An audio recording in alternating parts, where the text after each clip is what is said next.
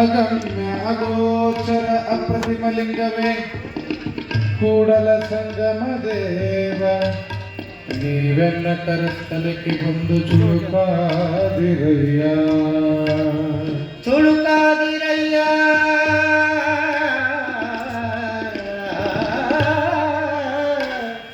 ಚುಳುಕಾದಿರಯ್ಯ. ಎಲ್ಲರೂ ಪ್ರಾರ್ಥನೆಗೆ ಪಾಲ್ಗೊಳ್ಬೇಕು. ಅಲ್ಲಿಂತವ್ರು ಬರ್ರಿ, ಕುಂಡ್ರು ಬರ್ರಿ, ನಿಂದ್ರಬೇಡಿ, ದಯಮಾಡಿ ಬರ್ರಿ, ಎಲ್ಲ ಬರ್ರಿ.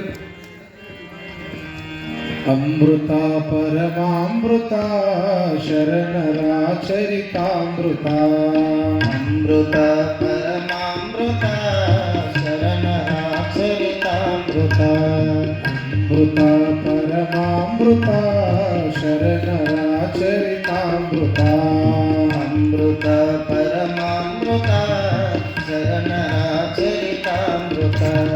ಅಂತರಂಗದ ಅಮೃತ ಅಂತರನುಭವದಮೃತ, ಅಂತರಂಗದ ಅಮೃತ ಅಂತರನುಭವದಮೃತ, ಅಂತರಂಗದ ಅಮೃತ ಅಂತರನುಭವದಮೃತ, ಅಂತರಂಗದ ಅಮೃತ ಅಂತರನುಭವದಮೃತ.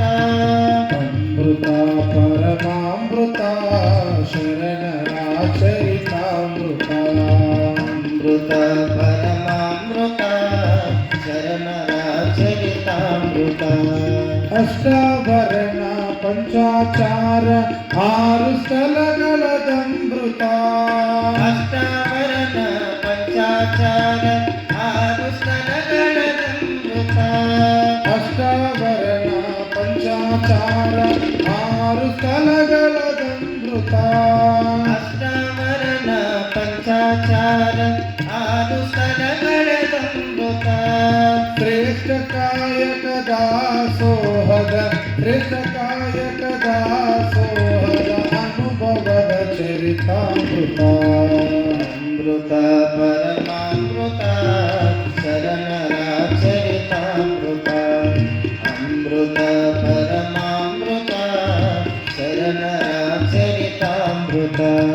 ನೀತಿ ಪ್ರೀತಿ ಭಾವ ಭಕ್ತಿ ಕಲಿಸುವ ಚರಿತಾಮೃತ, ನೀತಿ ಪ್ರೀತಿ ಭಾವ ಭಕ್ತಿ ಕಲಿಸುವ ಚರಿತಾಮೃತ, ನೀತಿ ಪ್ರೀತಿ ಭಾವ ಭಕ್ತಿ ಕಲಿಸುವ ಚರಿತಾಮೃತ, ನೀತಿ ಪ್ರೀತಿ ಭಾವ ಭಕ್ತಿ ಕಲಿಸುವ ಚರಿತಾಮೃತ. ಮನದ ಮೈಲಿಗೆ ತೊಳೆಯುವಂತ ಮನದ ಮೈಲಿಗೆ ತೊಳೆಯುವಂತ ಮಂಗಲದ ಮಹದಮೃತ, ಅಮೃತ ಪರಮಾಮೃತ ಶರಣರ ಚರಿತಾಮೃತ, ಅಮೃತ ಪರಮಾಮೃತ ಶರಣರ ಚರಿತಾಮೃತ. ಭಕ್ತಿಯೇ ಭಕ್ತಾಮೃತ ಜ್ಞಾನವೇ ಜ್ಞಾನಾಮೃತ, ಭಕ್ತಿಯೇ ಭಕ್ತಾಮೃತ ಜ್ಞಾನವೇ ಜ್ಞಾನಾಮೃತ, ಭಕ್ತಿಯೇ ಭಕ್ತಾಮೃತ ಜ್ಞಾನವೇ ಜ್ಞಾನಾಮೃತ, ಭಕ್ತಿಯೇ ಭಕ್ತಾಮೃತ ಜ್ಞಾನವೇ ಜ್ಞಾನಾಮೃತ.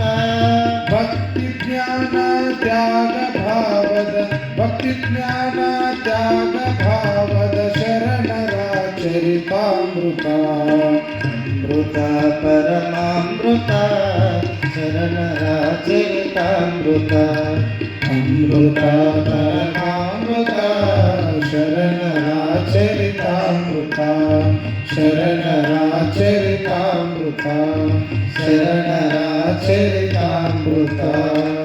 ಸಾಂಬನೇ ನಮ ಪಾರ್ವತಿ ಪದ ಶಿವ ಹರ ಹರ ಮಹಾದೇವ.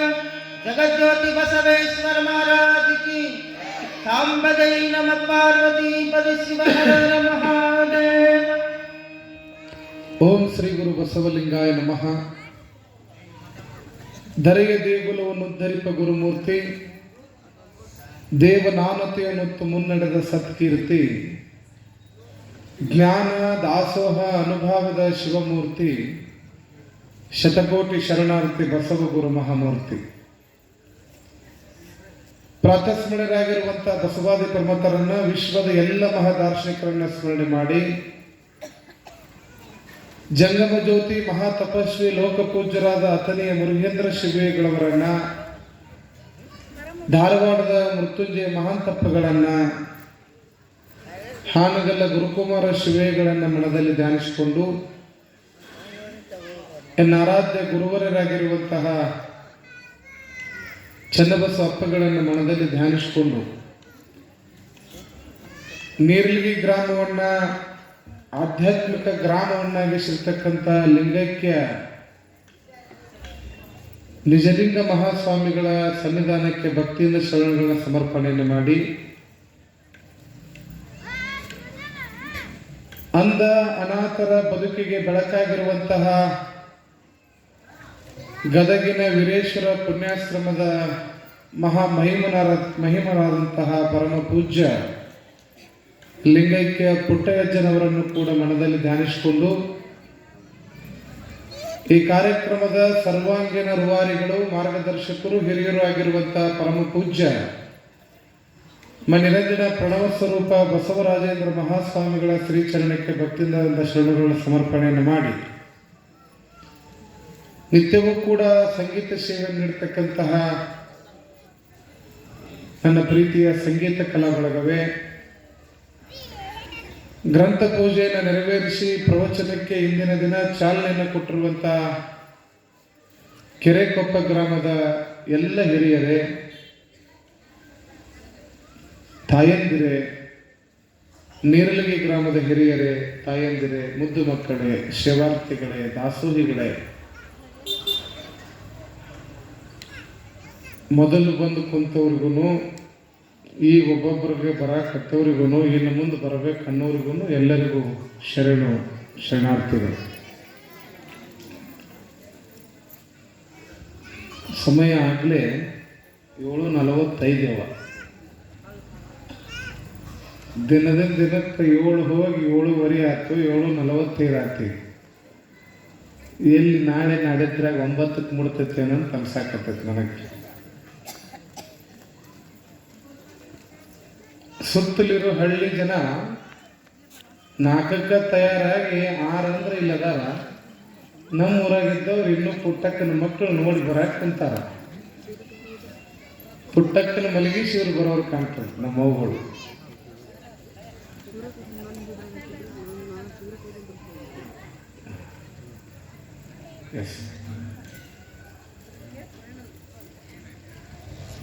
ಯಾವ ಶರಣರ ಚರಿತಾಮೃತ ಅನ್ನುವಂಥ ಪ್ರವಚನ ಎಂತಹ ಗಾಳಿಯನ್ನು ಬೀಸ್ತಾ ಇದೆ ಅಂತಂದ್ರ, ಕೆಟ್ಟ ಮನಸ್ಸುಗಳನ್ನ ಸ್ವಚ್ಛ ಮನಸ್ಸುಗಳನ್ನಾಗಿ ಮಾಡತಕ್ಕಂಥ ಕಾರ್ಯ ಶರಣರ ಚರಿತಾಮೃತ ಮಾಡ್ತಾ ಇದೆ.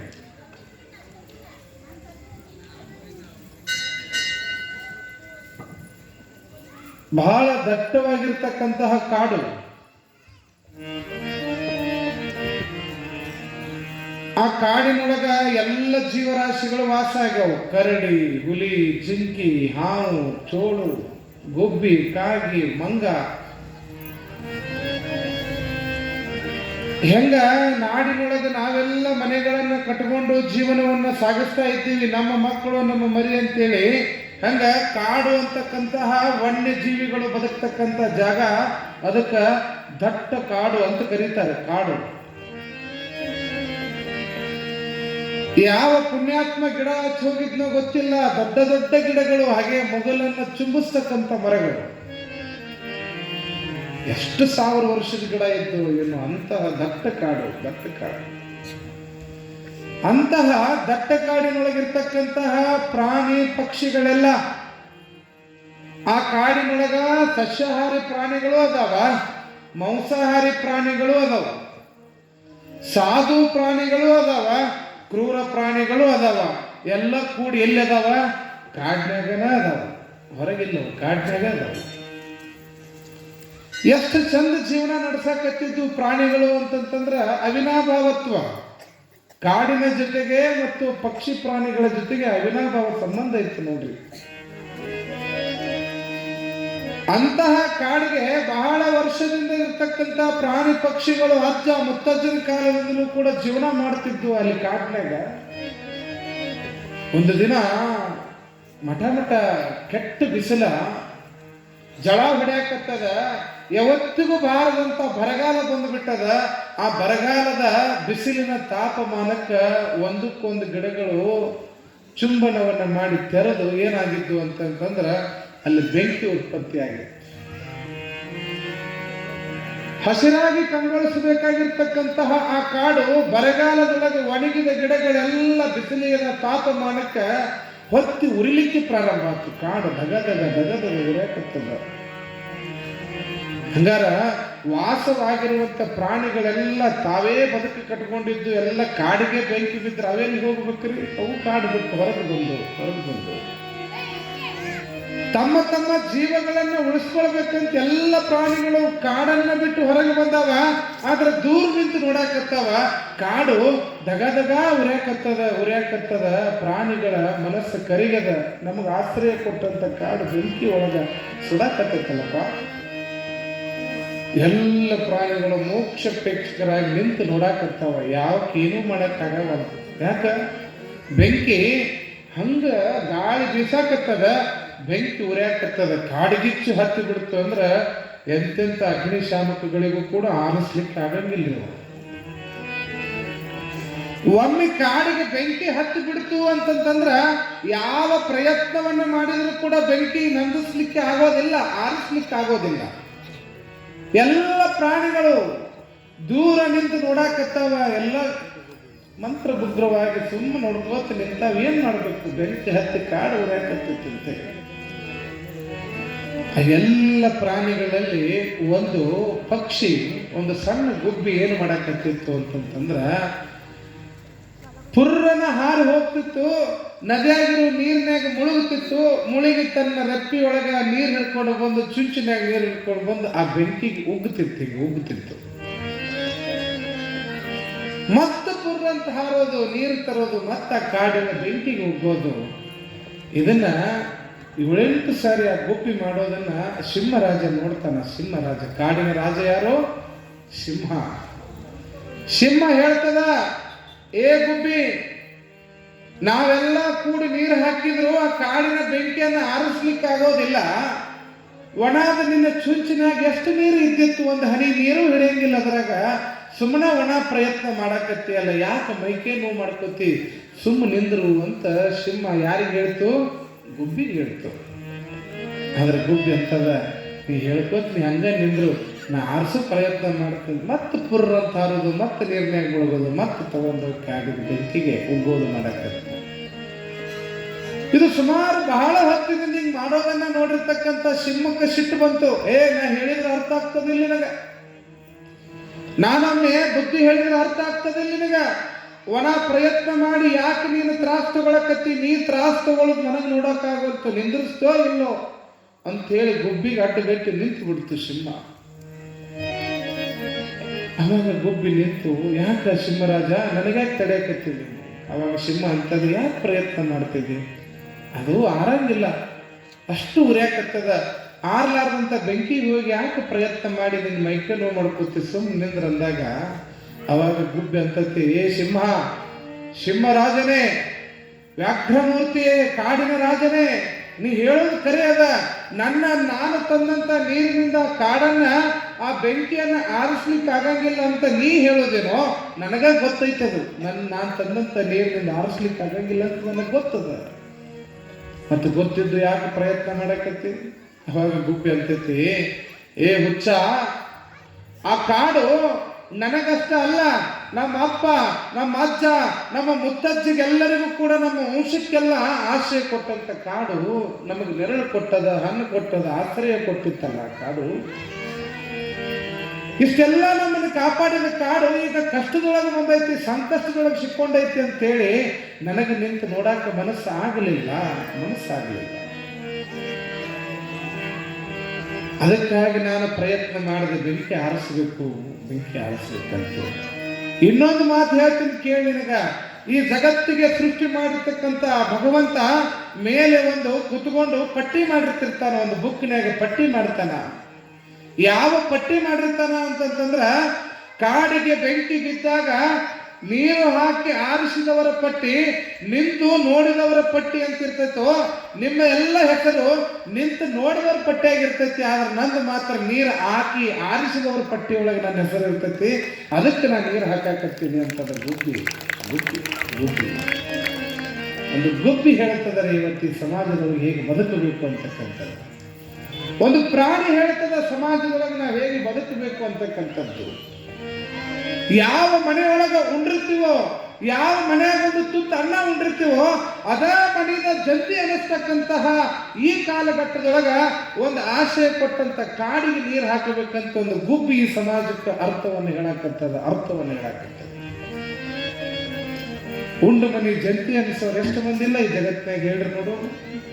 ಅಲ್ಲೇ ಉಣ್ತಾರ, ನಮ್ಮ ಕೂಡ ಇದ್ದಂಗೆ ಮಾಡ್ತಾರ, ನಮ್ಮ ಜೊತೆ ನಯವಾಗಿ ಸಂತೋಷವಾಗಿ ನಮ್ಮ ಜೊತೆ ಒಂದೇ ತಾಟ್ನಾಗ ಉಂಡಂಗ ಮಾಡ್ತಾರ.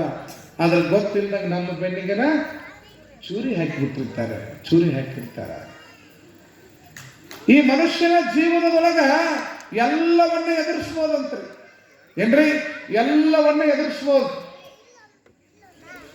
ಎದುರಿಗೆ ಬರ್ತಕ್ಕಂತಹ ಶತ್ರು ನನ್ನನ್ನು ಕೊಲ್ತಾನ ಅಂತೇಳಿ ನಾವು ಜಾಗೃತರಾಗಿ ನಿಂತ್ಕೋಬಹುದು, ಶತ್ರುವನ್ನು ಎದುರಿಸ್ಬೋದು. ಆದ್ರೆ ಹಿತಶತ್ರುಗಳು ಅಂತ ಇರ್ತಾರೆ ನೋಡ್ರಿ, ಅವರನ್ನು ಎದುರಿಸ್ಲಿಕ್ಕೆ ಆಗೋದಿಲ್ಲ. ಬಹಳ ಡೇಂಜರ್ ಇವರು ಹಿತಶತ್ರುಗಳು ಅಂತೇಳಿ. ಶತ್ರುಗಳು ಅನ್ನೋರು ಎದುರಿಗೆ ಬಂದಿರ್ತಾರಲ್ಲ, ಅವರನ್ನ ಯುದ್ಧ ಮಾಡಿ, ಹೋರಾಟ ಮಾಡಿ, ನಾಶ ಮಾಡಿ ಅವರನ್ನ ಸರ್ವನಾಶ ಮಾಡಬಹುದು. ಆದ್ರೆ ನಮ್ಮ ಜೊತೆಗೇನ ಯುದ್ಧಂಗ್ ಮಾಡಿ ನಮಗೆ ಚಲೋ ಆಗ್ತೈತಿ ಅನ್ಕೊಂತನ ನಮಗೆ ಮೋಸ ಮಾಡ್ತಕ್ಕಂಥ ಹಿತಶತ್ರುಗಳನ್ನು ನಂಬಲಿಕ್ಕಾಗೋದಿಲ್ಲ. ಹಂಗ ಕಲ್ಯಾಣದೊಳಗೆ ಬಸವಣ್ಣನಿಗೂ ಕೂಡ ಶತ್ರುಗಳು ಇರಲಿಲ್ಲ, ಹಿತಶತ್ರುಗಳು ಬಹಳ ಜನ ಇದ್ರು ನೋಡಿ. ಅವ್ರ ವಂಶದೊಳಗೆ ಇದ್ರು. ಮಾಂಗೇಡಿ ಮಂದಿ ಹುಟ್ಟಿ ಮತ್ತೆ ಕೆಡಿಸ್ಯಾರು, ಓಡಾಳ್ ಮಂದಿ ಊರೊಳಗ ಹಿಡಿಯನೋದರು, ಪತ್ತೆ ಮಾಡೋ ಉತ್ತಮರೆಲ್ಲ ಯತವಾದರು, ಗಪ್ಪ ಹೊಡಿ ಅಪ್ಪಗಳೆಲ್ಲ ಹೆಚ್ಚಿಗಾದರು. ಮಾಂಗೇರಿ ಮಂದಿ ಹುಟ್ಟಿ ಮತ್ತೆ ಕೆಡಿಸ್ಯಾರು, ಓಡಾಳ್ ಮಂದಿ ಊರೊಳಗ ಹಿಡಿಯನೋದರು, ಮಾಂಗೇರಿ ಮಂದಿ ಹುಟ್ಟಿ ಮತ್ತೆ ಕೆಡಿಸ್ಯಾರು, ಓಡಾಳ್ ಮಂದಿ ಊರೊಳಗ ಹಿಡಿಯನೋದರು, ಪತ್ತೆ ಮಾಡೋ ಉತ್ತಮರೆಲ್ಲ ಯತವಾದರು, ಪತ್ತೆ ಮಾಡೋ ಉತ್ತಮರೆಲ್ಲ ಯತವಾದರು, ಗಪ್ಪ ಹೊಡಿ ಅಪ್ಪಗಳೆಲ್ಲ ಹೆಚ್ಚಿಗಾದರು. ಮಾಂಗೇರಿ ಮಂದಿ ಹುಟ್ಟಿ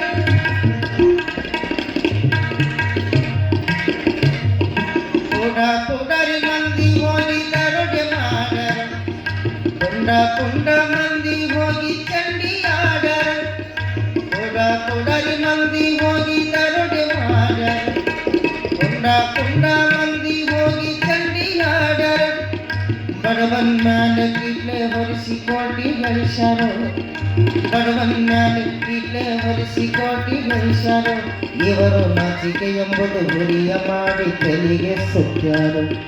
ಮಾಂಗೇರಿ ಮಂದಿ ಹುಟ್ಟಿ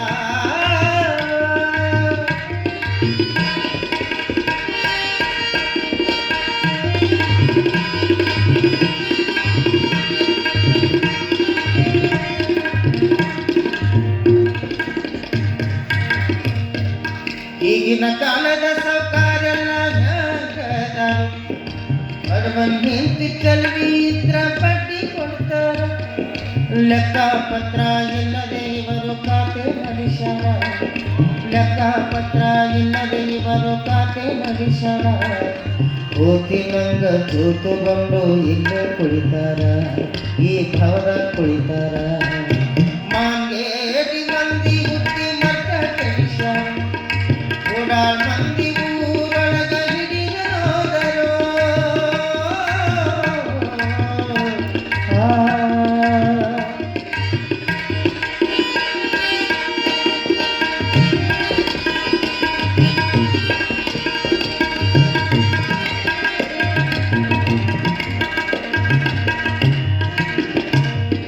ಗುರುವಿನ ಮಗ ಆದ ಮ್ಯಾಲೆ ಹ್ಯಾಂಗಿರ್ಬೇಕು ಗುರುವಿನ ಮಗ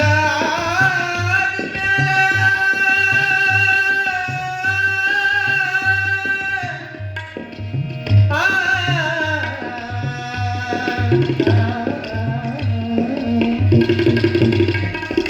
ಗುರುವಿನ ಮಗ ಆದ ಮ್ಯಾಲೆ ಹ್ಯಾಂಗಿರ್ಬೇಕು ಇಲ್ಲಿ ಅರಿವು ತಿಳಿದು ಮರಳಿ ನೋಡು ಬೀಳುವುದ್ಯಾಕು ಮರಿವು ಎಂಬ ಪರದಿಯನ್ನು ನಾವು ಹರಿಬೇಕು ಮರಿವು ಎಂಬ ಪರದಿಯನ್ನು ನಾವು ಹರಿಬೇಕು ಗುರು ಮಹಂತನ ಕೂಡ ಮುಕ್ತಿ ಪಡಿಬೇಕು ಗುರು ಮಹಂತನ ಕೂಡ ಮುಕ್ತಿ ಪಡಿಬೇಕು ಮಾಂಗೇರಿ ಮಂದಿ ಹುಟ್ಟಿ ಮಟ್ಟ ಕಡಿಸ್ಯಾರ ಓಡಾಳ್ ಮಂದಿ ಊರೊಳಗ ಹಿಡಿದರೋದರು ಪತ್ತೆ ಮಾಡೋ ಉತ್ತಮರೆಲ್ಲ ಎತ್ತವಾದರು ಪತ್ತೆ ಮಾಡೋ ಉತ್ತಮರೆಲ್ಲ ಎತ್ತವಾದರು ಗಪ್ಪ ಹೊಳಿ ಅಪ್ಪಗಳೆಲ್ಲ ಹೆಚ್ಚಿಗಾದರು ಮಾಂಗೇರಿ ಮಂದಿ ಹುಟ್ಟಿ ಮಾಂಗೇರಿ ಮಂದಿ ಹುಟ್ಟಿ ಮಾಂಗೇರಿ ಮಂದಿ ಹುಟ್ಟಿ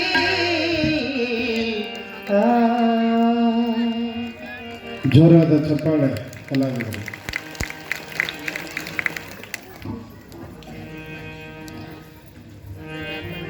ಮಾನ್ಗೇಡಿ ಮಂದಿ ಹುಟ್ಟಿ ಏನು ಕೆಡಿಸ್ಯಾರವ ಮರ್ತೆ ಕೆಡಿಸ್ಯಾರ.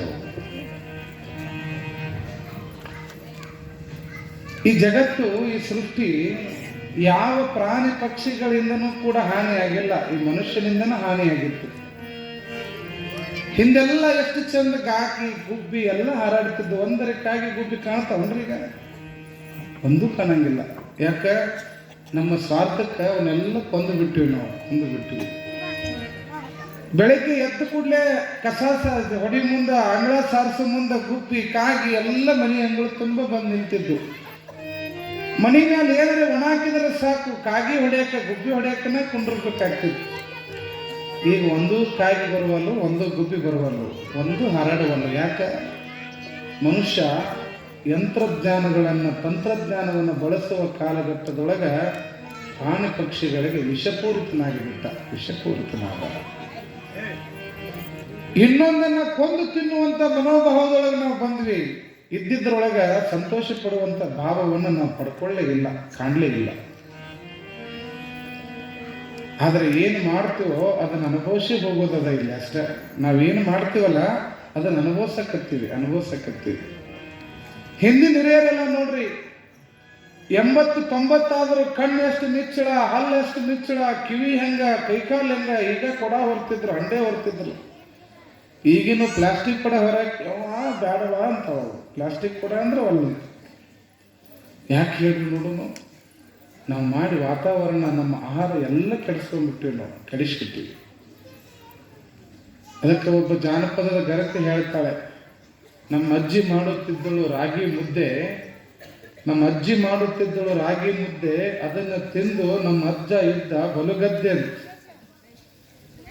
ನಮ್ಮವ್ವ ಮಾಡುತ್ತಿದ್ದಳು ಜೋಳದ ರೊಟ್ಟಿ, ನಮ್ಮಪ್ಪ ತಿಂದು ಇದ್ದ ಬಲುಗಟ್ಟಿ. ನನ್ನ ಹೆಂಡತಿ ಮಾಡ್ತಾಳೆ ಈಗ ಇಡ್ಲಿ ವಡ, ಅದನ್ನು ತಿಂದು ನಾ ಪ್ಲಾಸ್ಟಿಕ್ಕಿನ ಕೊಡ ಅಂತ ನಾವು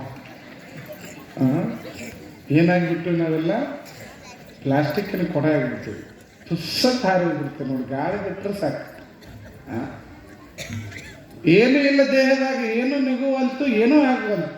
20-30 ವಯಸ್ಸಿಗೆ ಹಾರ್ಟ್ ಅಟ್ಯಾಕು, ಶುಗರು, BP, ಮೈಕೇನು, ಕೈಕಾಲು ಹರಿತಾವ್ಯವ, ತಲೆ ನೋಸ್ತೈತವ.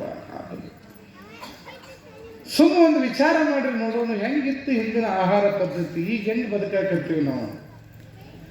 ಹಿಂದ ಸಣ್ಣ ಗುಡಿಸಲ್ದೊಳಗನ ಇರ್ತಿದ್ರು 8-10 ಮಂದಿ ಎಷ್ಟು ಚಂದ ಮಲ್ಕೋತಿದ್ರು. ಅಷ್ಟ್ರಾಗನ ಜಳಕ, ಅಷ್ಟ್ರಾಗ ಊಟ, ಅದನ್ನ ಈ ನೆಮ್ಮದಿ ಜೀವನ. ಈಗ ದಿನದ 24 ಗಂಟೆನೂ ಸಾಲವಲ್ತ. ದೊಡ್ಡ ಮನಿ ಐತಿ, RCC ಮನಿ ಹಾಕಿವಿ, ತಿಜೋರಿ ತುಂಬ ರೊಕ್ಕ ಅದಾವ, ಅರಿಬದಾವ, ಎಲ್ಲ ಅದಾವ. ಕರೆ ಯಾರಿಗೂ ನೆಮ್ಮದಿ ಶಾಂತಿ ಅಂತನ ಇಲ್ಲ. ಏನೋ ಮನ್ಯಾಗ ಹೋದ್ರೆ ಕಿರಿಕಿರಿ ಆಗ್ತೈತಿ ಅಜ್ಜರ ಮನ್ಯಾಗ ಹೋದ್ರೆ ನೆಮ್ಮದಿ ಇಲ್ರಿ ಅಜ್ಜರ, ಸಮಾಧಾನ ಇಲ್ರಿ ಅಜ್ಜರ. ಒಂದು ಮನೆಯಾಗಿಂದ ಒದ್ದು ಹೊರಗೆ ಹಾಕಿದಂಗೆ ಆಗ್ತೈತಿ ನೋಡ್ರಿ ಅಜ್ಜರ. ಏನು ಒಂದು ನಿಂಬೆಯನ್ನು ಮಾಡಿಕೊಡ್ರಿ ಅಜ್ಜರ, ಬರೋದು ಅಮಾಸೆಗಳು. ಏನನ್ನ ಮಾಡ್ತೀವಿ ಅದನ್ನು ಅನುಭವಿಸಿ ಹೋಗೋದದ, ಏನನ್ನ ಕೊಟ್ಟಿರ್ತೀವಿ ಅದನ್ನು ಪಡ್ಕೊಂಡು ಹೋಗೋದದ ಅಂತ ಹೇಳ್ತಾರೆ. ಈ ಮಹಾಭಾರತದೊಳಗ ಒಂದು ದುಷ್ಟಾಂತ, ಒಂದು ಕಥೆ ಬರ್ತದೆ. ದ್ರೌಪದಿ ಇನ್ನೂ ಮದುವೆ ಆಗಿದ್ದಿಲ್ಲ, ಪಾಂಡವರ ಮದುವೆ ಆಗಿದ್ದಿಲ್ಲ, ಇನ್ನು ರಾಜಕುಮಾರಿ ಆಗಿದ್ಲು. ದ್ರೌಪದಿ ರಾಜಕುಮಾರಿ ಆಗಿದ್ಲು. ಆದ್ರೆ ಎಷ್ಟು ಭಕ್ತಿವಂತ ಹೆಣ್ಮಗಳು ಅಂತಂತಂದ್ರ ಅವಳಲ್ಲಿ ದೈವ ಭಕ್ತಿ, ಗುರುಭಕ್ತಿ ಬಹಳ ತುಂಬಿತ್ತ ಹೆಣ್ಮಗಳಲ್ಲಿ. ರಾಜಕುಮಾರಿ ಆದ್ರೂ ಕೂಡ ಎಲ್ಲಿ ಅಹಂಕಾರ ಅನ್ನೋದು ಇರಲಿಲ್ಲ ಹೆಣ್ಮಗಳಿಗೆ. ಹಿಂಗ ಬೆಳಗಿನ ಜಾವ ವಾಯು ವಿಹಾರಕ್ಕಂತ ಹೇಳಿ ತನ್ನ ಗೆಳತಿಯರನ್ನ, ತನ್ನ ಸಖಿಯರನ್ನೆಲ್ಲ ಕರ್ಕೊಂಡು ಹಿಂಗ ನದಿಯ ದಂಡಿ ಒಳಗ ವಾಕಿಂಗ್ ಮಾಡ್ಕೋಂತ ಬರ್ತಿರ್ತಾಳ. ಹಿಂಗ ವಾಕಿಂಗ್ ಮಾಡ್ಕೋಂತ ಬರೋ ಮುಂದ ನದಿಯ ತಟದೊಳಗ ಯಾವುದೋ ಒಬ್ಬ ಋಷಿ ಮುನಿಗಳು ಸ್ನಾನಕ್ಕೆ ಹೋಗಿ ಅವರ ಬಟ್ಟೆಗಳನ್ನ, ಕಮಂಡಲವನ್ನ, ರುದ್ರಾಕ್ಷಿಯನ್ನ, ಮಂತ್ರದಂಡವನ್ನ ಏನ್ ಮಾಡಿದ್ರು, ನದಿ ದಡದೊಳಗೆ ಇಟ್ಟು ಸ್ನಾನಕ್ಕೆ ಹೋಗಿದ್ರು. ಆ ಸ್ನಾನಕ್ಕೆ ಹೋದಂತಹ ಋಷಿಗಳ ಹೆಸರು ದುರ್ವಾಸ ಮುನಿಗಳು. ಏನೋ ಹೆಸರು? ದುರ್ವಾಸ ಮುನಿಗಳು. ಅವರು ಹಿಂಗ ನದಿಯೊಳಗೆ ಸ್ನಾನಕ್ಕೆ ಹೋಗ್ಯಾರ. ದ್ರೌಪದಿ ಆ ಎಲ್ಲ ಕಮಂಡಲ, ಆ ಬಟ್ಟೆ, ರುದ್ರಾಕ್ಷಿ, ಪಾದಕಿಗಳನ್ನು ನೋಡಿದ್ಲು. ಓಹೋ, ಯಾರೋ ಒಬ್ರು ಮಹರ್ಷಿಗಳು, ಋಷಿಗಳು ಸ್ನಾನಕ್ಕೆ ಹೋಗ್ಯಾರ, ಹಂಗಾರ ಅವ್ರು ಸ್ನಾನ ಮುಗಿಸಿ ಬಂದ ಮೇಲೆ ಅವ್ರ ಆಶೀರ್ವಾದ ತಗೊಂಡ ಹೋಗುನು ಅಂತ ಹೇಳಿ ಏನ್ ಮಾಡ್ತಾಳ ದ್ರೌಪದಿ, ಅಲ್ಲೇ ನಿಂತ್ಕೊಂಡು ಬಿಡ್ತಾಳ, ಅಲ್ಲೇ ನಿಂತ್ಕೊತಾಳ. ಗುರುಗಳು ಬರ್ಲಿ ಬರ್ಲಿ ಅಂತ ಹೇಳಿ. ಆದ್ರ ದ್ರೌಪದಿ ಕಾಯ್ಕೋಂತ ನಿಂತಾಳ. 1 ಗಂಟೆ ಆತು, 2 ಗಂಟೆ ಆತು, 3 ಗಂಟೆ ಆತು. ಸೂರ್ಯ ನೆತ್ತಿ ಮೇಲೆ ಬರಕತ್ತ. ಗುರುಗಳು ನದಿಯಿಂದ ಬರಲೇ ಇಲ್ಲ.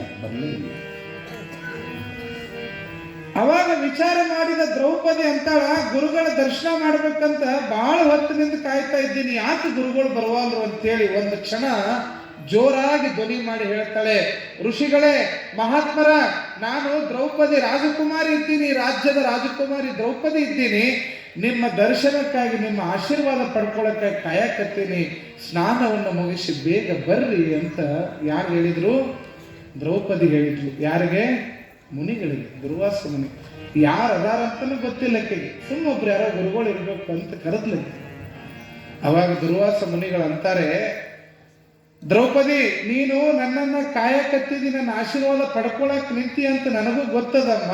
ಆದ್ರೆ ನಾನು ಬರುವ ಪರಿಸ್ಥಿತಿ ಒಳಗಿಲ್ಲ ಅಂತ ಹೇಳ್ತಾರೆ ಅವರು. ನಾನು ಬರೋ ಪರಿಸ್ಥಿತಿ ಒಳಗಿಲ್ಲ.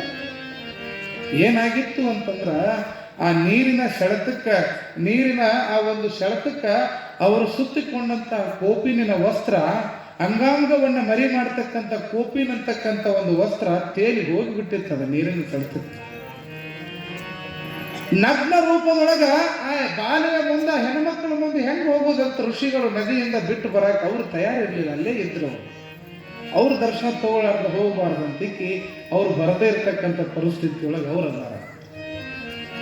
ವಿದ್ಯಾವಂತೆ, ಬುದ್ಧಿವಂತೆ, ಜಾಣಿ ಆದಂಥ ದ್ರೌಪದಿ ಅರ್ಥ ಮಾಡ್ಕೊಳ್ತಾಳೆ, ಓಹೋ ಏನೋ ತೊಂದರೆ ಆಗಿರ್ಬೋದು, ಋಷಿಗಳಿಗೇನೋ ತೊಂದರೆ ಆಗ್ಯದ ಅಂತ ತಿಳ್ಕೊಂಡು ಮಹಾರಾಣಿ ಆದಂತಹ, ರಾಜಕುಮಾರಿ ಆಗಿರ್ತಕ್ಕಂಥ ದ್ರೌಪದಿ ತಾನು ಉಟ್ಟಿರುವಂತಹ ಏನು ಪಿತಾಂಬರ ಸೀರೆಯನ್ನ, ತನ್ನ ಸೆರಗಿನ ತುದಿಯನ್ನ ಹರಿದು, ಆ ಹರಿದಂತ ಬಟ್ಟೆಯನ್ನ, ಆ ತುಂಡು ಬಟ್ಟೆಯನ್ನ ನೀರಿನ ಸೆಳೆತಕ್ಕೆ ಬಿಡ್ತಾಳೆ. ಹಿಂಗ ಅದು ತೇಲ್ಕೊಂತ ಋಷಿಗಳ ಕಡೆಗೆ ಹೋಗ್ತದ. ಅದೇ ಬಟ್ಟೆಯನ್ನು ತಗೊಂಡು ತಮ್ಮ ಅಂಗಾಂಗಗಳನ್ನು ಮರಿ ಮಾಡಿಕೊಂಡು ಋಷಿಗಳು ಮೇಲೆ ಎದ್ದು ಬರ್ತಾರೆ, ನದಿಯಿಂದ ಎದ್ದು ಬರ್ತಾರೆ. ಬಂದ ತಕ್ಷಣ ಋಷಿಗಳ ಆಶೀರ್ವಾದ ಮಾಡ್ತಾರೆ. ದ್ರೌಪದಿ ಆಶೀರ್ವಾದ ತಗೊಳ್ತಾಳೆ. ದ್ರೌಪದಿ, ನೀ ನನಗೇನು ಇವತ್ತು ನೀ ನನ್ನನ್ನು ಕಾಪಾಡಿದಿ, ನನ್ನ ಮರ್ಯಾದೆ ಕಾಪಾಡಿಯಲ್ಲ, ಮುಂದೊಂದು ದಿನ ಇದು ನಿನ್ನನ್ನು ಕಾಪಾಡ್ತದ ಅಂತ ಆಶೀರ್ವಾದ ಮಾಡ್ತಾರೆ ಆಕೆಗೆ. ಕಾಲಕ್ರಮೇಣ ಏನೇನಾಗ್ತದೆ ಗೊತ್ತಾಗ್ತದೆ ನಿಮಗೆ. ಮಹಾಭಾರತದ ಕಥೆ ಕೇಳಿರ್ಲಿ ಇವೆಲ್ಲ. ಧರ್ಮರಾಯ ಪಗಡೆ ಆಟದೊಳಗ ದ್ರೌಪದಿಯನ್ನ ದುರ್ಯೋಧನನಿಗೆ ಸೋಲ್ತಾನ. ದುಶ್ಯಾಸನ ರಾಜಾಂಗಣದಲ್ಲಿ ದುರ್ಯೋಧನನ ಮಾತು ಕಟ್ಟಿಕೊಂಡು ಏನ್ ಮಾಡ್ತಾನ, ದ್ರೌಪದಿಯ ಸೀರೆಯನ್ನ ಸೆಳಿತಾನ. ಹೆಣ್ಣಿಗೆ ಪ್ರಾಣದಕ್ಕಿಂತ ಮಾನ ಬಹಳ ದೊಡ್ಡದು. ಅಂಗಲಾಚಿ ಬೇಡ್ತಾಳ. ಒಬ್ಬರಲ್ಲ ಇಬ್ಬರಲ್ಲ 5 ಜನ ಗಂಡರು. ಯಾರ್ಯಾರು? ಧರ್ಮರಾಯ, ಅರ್ಜುನ, ಭೀಮ, ನಕುಲ, ಸಹದೇವ 5 ಮಂದಿ ಗಂಡದ ರಕಿಗೆ. ಒಬ್ರು ಬಿಡಿಸಕ್ ಬರವಲ್ರಿ. ಯಾಕೆ? ಸೋತು ಬಿಟ್ಟಾನ ಅಣ್ಣ ಧರ್ಮರಾಯ, ಸೋತು ಬಿಟ್ಟಾನ. ಯಾವ ಕರ್ಮಗಳು ಯಾವ ನನ್ನನ್ನ ಕಾಪಾಡ್ತಾವಂತ ಹೇಳಿ 5 ಗಂಡಂದಿರನ್ನ ಮದುವೆ ಆಗಿರ್ತಕ್ಕಂಥ ದ್ರೌಪದಿ, ಒಬ್ಬ ರಾಜನ ಮಗಳಾಗಿರ್ತಕ್ಕಂಥ ಪ್ರಜೆಗಳನ್ನ, ಸಾವಿರಾರು ಜನ ಪ್ರಜೆಗಳನ್ನ ಹೊಂದಿರತಕ್ಕಂಥವಳು ಯಾವ ಪರಿಸ್ಥಿತಿ ಒಳಗೆ ನಿಂತಿದ್ಲು ರಾಜ್ಯಾಂಗಣದೊಳಗೆ ಅಂತಂದ್ರ ಮಾನವನ್ನ ಕಳೆದುಕೊಳ್ತಕ್ಕಂಥ ಪರಿಸ್ಥಿತಿ. ದುಶ್ಯಾಸನ ಸೀರೆಯನ್ನು ಎಳೆಯಕತ್ತಿದ್ದ. ಹೆಣ್ಮಗಳ ಶಕ್ತಿ ಎಲ್ಲಿ, ಗಣಮಗನ ಶಕ್ತಿ ಎಲ್ಲಿ? ಅವನ ಶಕ್ತಿಗೆ ಎಳೆದ ಮುಂದೆ ಎಲ್ಲರನ್ನ ಕರೆಯಿದ್ಬಿಟ್ಟು 2 ಕೈ ಮಾಡಿ ಭಗವಂತ ನನ್ನ ಪರಮಾತ್ಮ ಶ್ರೀಕೃಷ್ಣ ಪರಮಾತ್ಮ ಕಾಪಾಡು ಅಂದಾಗ ಶ್ರೀಕೃಷ್ಣ ಪರಮಾತ್ಮ ಬಂದು ಏನ್ ಮಾಡಿದ, ಸೀರೆಯನ್ನ ಕೊಟ್ಟ ಅಂತ ನೀವೆಲ್ಲ ಕೇಳ್ತೀರಿ. ಇದೆಲ್ಲ ಮುಗಿದ ಮೇಲೆ ದ್ರೌಪದಿ ಶ್ರೀಕೃಷ್ಣ ಪರಮಾತ್ಮನಿಗೆ ಅಂತಾಳ, ನನ್ನ 5 ಜನ ಗಂಡಂದ್ರು, ನಮ್ಮ ಅಪ್ಪ ನಮ್ಮವ್ವ ನನ್ನ ಪ್ರಜೆಗಳಿದ್ರು ಕೂಡ ನನಗೆ ಮಾನವನ್ನು ಕಾಪಾಡ್ಲಿಕ್ಕೆ ಯಾರೂ ಬರಲಿಲ್ಲ. ನೀನು ನನ್ನ ಅಣ್ಣನಾಗಿ ನನ್ನ ಮಾನ ಮರ್ಯಾದೆ ಕಾಪಾಡಿದೆ ಶ್ರೀಕೃಷ್ಣ, ನಿನಗೆ ಧನ್ಯವಾದ ಅಂತ ದ್ರೌಪದಿ ಹೇಳಿದಾಗ ಅವಾಗ ಕೃಷ್ಣ ಪರಮಾತ್ಮ ಹೇಳ್ತಾನ, ನಾನು ನಿನ್ನ ಅಣ್ಣನಾಗಿ ನಿನ್ನ ಮಾನ ಕಾಪಾಡಕ್ ಬರಲಿಲ್ಲ ದ್ರೌಪದಿ, ನೀನು ಮಾಡಿರುವ ಪುಣ್ಯ ನಿನ್ನನ್ನು ಕಾಪಾಡದ ಅಂತ ಹೇಳ್ತಾನ. ಯಾವ ಪುಣ್ಯ ನಿನ್ನನ್ನು ಕಾಪಾಡದ ಅಂತಂದ್ರ, ಆಗೇನು ನೀನು ದುರ್ವಾಸ ಮುನಿಗಳಿಗೆ ಅವರ ಮರ್ಯಾದೆ ಮಾನವನ್ನ ಮುಚ್ಕೊಳ್ಳಕ್ಕೆ ಒಂದು ತುಂಡು ಬಟ್ಟೆಯನ್ನ ಕೊಟ್ಟಿದ್ದೆಲ್ಲ ತಾಯಿ, ಆ ಬಟ್ಟೆನ ಇವತ್ತು ಸಾವಿರಾರು ಸೀರೆಗಳಾಗಿ ನಿನ್ನ ಮಾನವನ್ನ ಕಾಪಾಡದೆ, ಇವತ್ತು ನಿನ್ನ ಮಾನವನ್ನ ಕಾಪಾಡದೆ.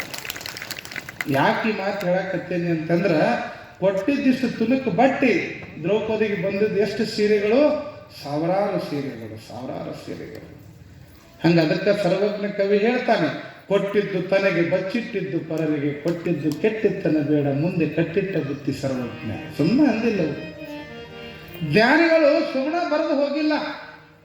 ಜ್ಞಾನಿಗಳಾದವರು ಸುಮ್ಮನೆ ಹೇಳಿಲ್ಲ ಈ ಜಗತ್ತಿಗೆ 4 ಮಾತುಗಳನ್ನ. ಏನನ್ನ ಕೊಡ್ತೀಯೋ ಅದು ನಿನಗೆ ಮುಂದೊಂದು ದಿನ ಕಟ್ಟಿಟ್ಟ ಬುತ್ತಿನ. ಏನನ್ನ ಮಾಡ್ತೀಯೋ ಅದು ಜೀವನದಾಗ ನೀ ಅನುಭವಿಸಿ ಹೋಗುದ ಹಂಗ ಹೋಗಕ್ಕಾಗಂಗಿಲ್ಲ. ಇಂದಿನ ಪುಣ್ಯವನ್ನು ಇಂದುಂಡುಣಬೇಕಾತ್ಮ. ಒಬ್ಬವ ಊರಾಗ ದೊಡ್ಡ ಸಾಹುಕಾರ, ಮಗನ್ ಮದುವೆ ಮಾಡಿದ ಮೇಲೆ ಹೆಂಡತಿ ಮಾತು ಕೇಳಿ ಮಗ ಅಪ್ಪನ ಹೊರಗೆ ಹಾಕಿಬಿಟ್ಟ. ಮದುವೆಯಾಗಿ 1 ವರ್ಷಕ್ಕನ ಹೊರಗೆ ಹಾಕಿದ ಅಪ್ಪನ್ನ.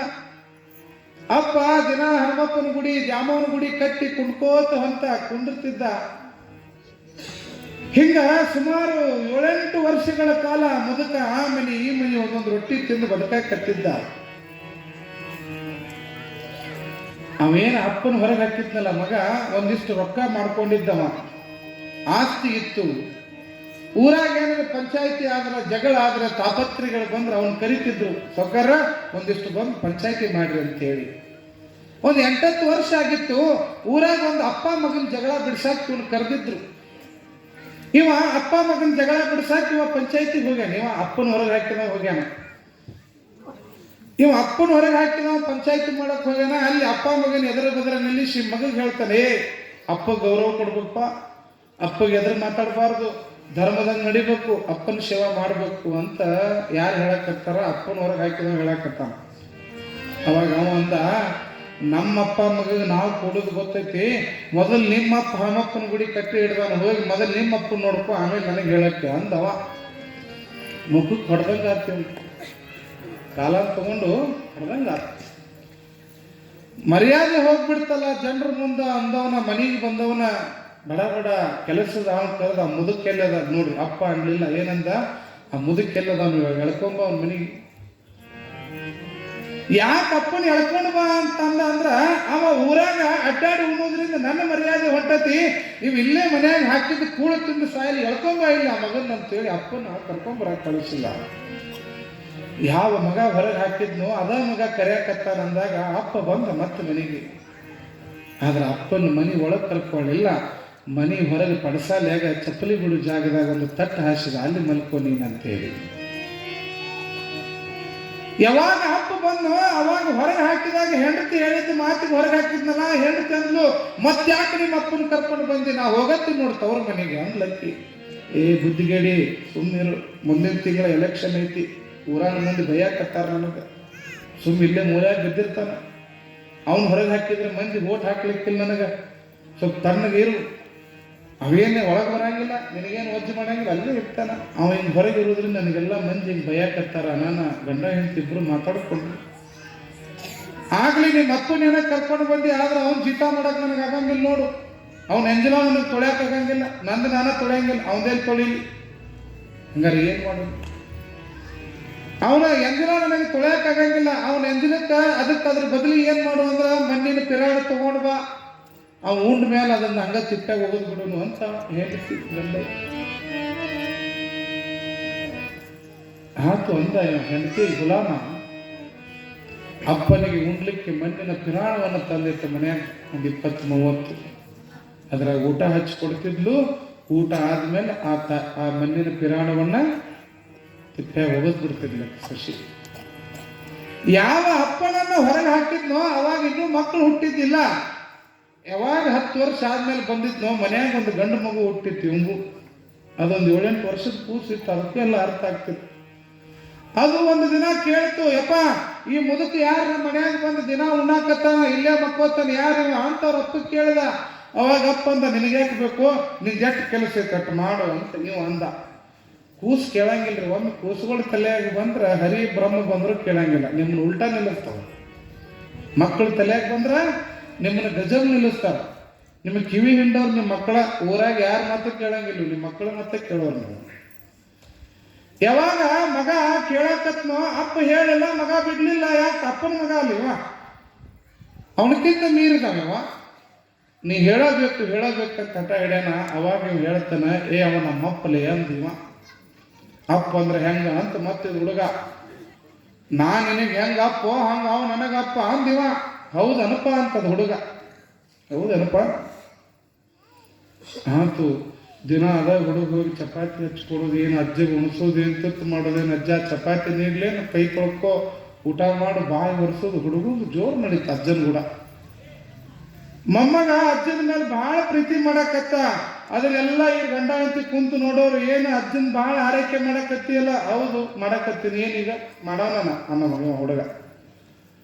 ಇದು ಹಿಂಗ ನಡೀತು. ಅವ್ರ ಅಪ್ಪ ಒಂದು ದಿನ ನೋಡಿದ್ವಿ ಏನೇನು ಮಾಡ್ತಾನೆ ಮಗ ಅಂತೇಳಿ, ದಿನ ಅವ್ನು ಊಟ ಮಾಡಿಸ್ತಿದ್ದ, ಮುದುಕೋಗ ಕೈ ತೊಳಸ್ತಿದ್ದ, ಬಾಯಿ ಒರೆಸ್ತಿದ್ದ. ಆ ಮಣ್ಣಿನ ಪಿರಾಣವನ್ನು ಅದ ಹುಡುಗ ತೊಳೆದು ನಿಧಾನಕ್ಕೆ ಕಟ್ಟಿ ಮೇಲೆ ಇಡ್ತಿದ್ದವ. ಅವ್ರಪ್ಪ ಹುಡುಗ ಕೇಳಿದ, ಅಲ್ಲೋ ಅಜ್ಜಿಗೆ ದಿನ ಉಣಿಸ್ತಿ ತಿನ್ನಿಸ್ತಿ ಎಲ್ಲ ಮಾಡ್ತಿ, ಕರೆ ಆ ಮಣ್ಣಿನ ಪಿರಾಣ ತಿಪ್ಪೆ ಹೋಗಿದ್ಬಿಟ್ಟು ದಿನ ತೊಳೆದು ಇಡೋ ಮುಂದೆ ಭಾಳ ನಿಧಾನಕ್ಕೆ ಇಡ್ತಿಯಲ್ಲ ಯಾಕ ಅಂತ ಕೇಳಿದ.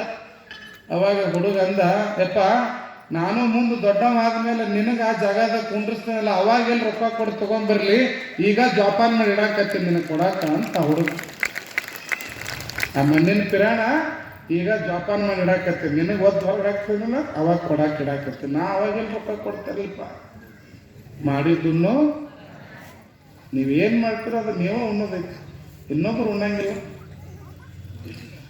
ನಾವು ಏನೇನು ಕರ್ಮಗಳನ್ನು ಮಾಡ್ತೀವಿ, ಏನೇನು ಪಾಪಗಳನ್ನು ಮಾಡ್ತೀವಿ, ಏನೇನು ಪುಣ್ಯಗಳನ್ನು ಮಾಡ್ತೀವಿ, ಅವು ನಮಗೆ ಬಂದಾಗ ಹೋಗ್ತಾವು, ಅದನ್ನ ಅನುಭವಿಸಿ ಹೋಗೋದದ. ನಾವೇನೋ ತಿಳಿದೀವಿ, ಯಾರೋ ನೋಡಿಲ್ಲ, ಯಾರೋ ಮಾಡಿಲ್ಲ, ಯಾರೋ ಕೇಳಿಲ್ಲ ಅಂತ ಹೇಳಿ ಗೊತ್ತಿಲ್ದಂಗೆ ಗಪ್ಪಣ ಮಾಡಕತ್ತೀವಲ್ಲ, ಒಂದಿಲ್ಲ ಒಂದು ದಿನ ಅದು ನಮಗೆ ಬರ್ತದೆ, ಬೆನ್ನು ಹತ್ತಿ ಬರ್ತದೆ. ಹೀಗಾಗಿ ಬಸವಣ್ಣನಿಗೆ ಸತ್ಯ ಅರ್ಥಿತ್ತಿದೆ. ಯಾವ ಆಸ್ತಿ ಅಂತಸ್ತು ಅರಮನೆ ಅಧಿಕಾರ ಯಾವುದೂ ಶಾಶ್ವತ ಅಲ್ಲ. ಯಾರು ನನ್ನನ್ನು ನಂಬಿ ಬಂದಾರೋ ಅವರನ್ನು ಕಾಪಾಡಬೇಕನ್ನುವಂಥ ಸದೃತೆಯ ಮನೋಭಾವ ಬಸವಣ್ಣನೊಳಗೆ ತುಂಬಿತ್ತು. ಯಾವ ಬಿಜ್ಜಲನ ಆಸ್ಥಾನದ ಪ್ರಧಾನಮಂತ್ರಿ ಆದರೂ ಕೂಡ ಎಲ್ಲಿಯೂ ಕೂಡ ಅಹಂಕಾರ ಅನ್ನುವಂಥದ್ದು ಬಸವಣ್ಣನಲ್ಲಿ ಬಂದಿದ್ದಿಲ್ಲ. ನನಗಿಂತ ಕಿರಿಯರಿಲ್ಲ, ಶಿವಭಕ್ತರಿಗಿಂತ ಹಿರಿಯರಿಲ್ಲ ಅಂತ ಬದುಕ್ತಿದ್ದ ಬಸವಣ್ಣ. ನಿತ್ಯ ಮಹಾಮನೆಯೊಳಗೆ ದಾಸೋಹ ಮಾಡೋದು, ಶರಣರಿಗೆ ಕಾಯಕದ ಅರಿವನ್ನು ಮೂಡಿಸೋದು, ಅನುಭವ ಮಂಟಪದಲ್ಲಿ ಮಹಿಳೆಯರಿಗೂ ಕೂಡ ಸರಿಸಮಾನವಾದ ಸ್ಥಾನಮಾನಗಳನ್ನು ಕೊಡೋದು, ನಿತ್ಯವೂ ಕೂಡ ಶರಣರ ಜೊತೆಗೆ ಕಾಯಕವನ್ನು ಮಾಡ್ತಾ, ಅನುಭವವನ್ನು ಮಾಡ್ತಾ, ಪ್ರಸಾದವನ್ನು ಮಾಡ್ತಾ ಆನಂದಮಯವಾಗಿ ಬಸವಣ್ಣ ಕಲ್ಯಾಣವನ್ನು ಕಟ್ಟಾಕತ್ತಾನ. ಅದಕ್ಕೊಬ್ಬರು ಸಾಹಿತಿಗಳು ಹೇಳ್ತಾರೆ, ಕಟ್ಟತ್ತೇವ ನಾವು ಕಟ್ಟತ್ತೇವ, ಒಡೆದ ಮನಸ್ಸುಗಳ ಕಂಡ ಕನಸುಗಳ ಕಟ್ಟೇ ಕಟ್ಟತ್ತೇವ ಅಂತೇಳಿ. ಬಸವಣ್ಣ ಏನನ್ನ ಕಟ್ಟಾಕತ್ತಾನ? ಒಂದೊಂದು ಇಟ್ಟಂಗಿಗಳನ್ನ ಇಟ್ಟು ಅಂತಂದ್ರ ಮಾನವೀಯ ಮೌಲ್ಯಗಳನ್ನ ಕಟ್ಟಾಕತ್ತಾನ, ಸಹಬಾಳ್ವೆಯನ್ನ ಕಟ್ಟಾಕತ್ತಾನ, ಸಮಾನತೆಯನ್ನ ಕಟ್ಟಾಕತ್ತಾನ, ಕೂಡಿ ಬಾಳುವುದು ಹೇಗೆ ಅಂತ ಕಲ್ಸಾಕತ್ತಾನ. ಸಮಾಜದೊಳಗೆ ಕಾಯಕ ನಿಷ್ಠೆಯ ಪರಿಕಲ್ಪನೆಗಳನ್ನು ಹೇಳಿಕೊಡಕತ್ತಾನ ಬಸವಣ್ಣ. ಕಾಯಕ ನಿಷ್ಠೆ, ಬೇಡುವವರಿಲ್ಲದ ಬಡವನಾದನೀಯ ಅಂತ ಒಂದು ಕಡೆಗೆ ದಾನ ಮಾಡ್ಬೇಕಂತ ಇವನೇ ಹೇಳ್ತಾನ, ಇನ್ನೊಂದು ಕಡೆಗೆ ಭಿಕ್ಷೆ ಬೇಡಲಾರದವರು ಕಲ್ಯಾಣದ ಅಂಗಳದೊಳಗೆ ಭಿಕ್ಷೆಯನ್ನು ಬೇಡುವವರು ಒಬ್ಬರೂ ಇರಲಿಲ್ಲ ಅಂತ ಎಲ್ಲರೂ ಕಾಯಕವನ್ನು ಮಾಡಿ ಬದುಕ್ತಾ ಇದ್ದರು. ಆದ್ರೆ ಬಸವಣ್ಣನಿಗೆ ಒಂದು ಆಸೆ ನೋಡ್ರಿ, ನಿಮಗೆಲ್ಲ ಏನು ಆಸೆ ಇರ್ತದ? ಒಂದು ದೊಡ್ಡ ಸೈಟ್ ಹಿಡಿಬೇಕು, ದೊಡ್ಡ ಮನೆ ಕಟ್ಟಿಸ್ಬೇಕು, ದೊಡ್ಡ ಕಾರ್ ತಗೋಬೇಕು, ಬಂಗಾರ ತಗೋಬೇಕು ಅಂತ ನಮಗೆಲ್ಲ ಆಸೆ ಇರ್ತದ. ಆದ್ರೆ ಬಸವಣ್ಣನಿಗೆ ಏನು ಆಸೆ ಹುಟ್ಟಿತ್ತು ಅಂತಂದ್ರ, ಕಲ್ಯಾಣದೊಳಗ 196,000 ಜಂಗಮರು ನಿತ್ಯವೂ ಪ್ರಸಾದ ಮಾಡಿಸ್ಬೇಕು ಅನ್ನೋ ಆಸೆ ಬಸವಣ್ಣನಾಗಿತ್ತು. ಎಷ್ಟ್ರಿ? 196,000 ಜನಗಳನ್ನು.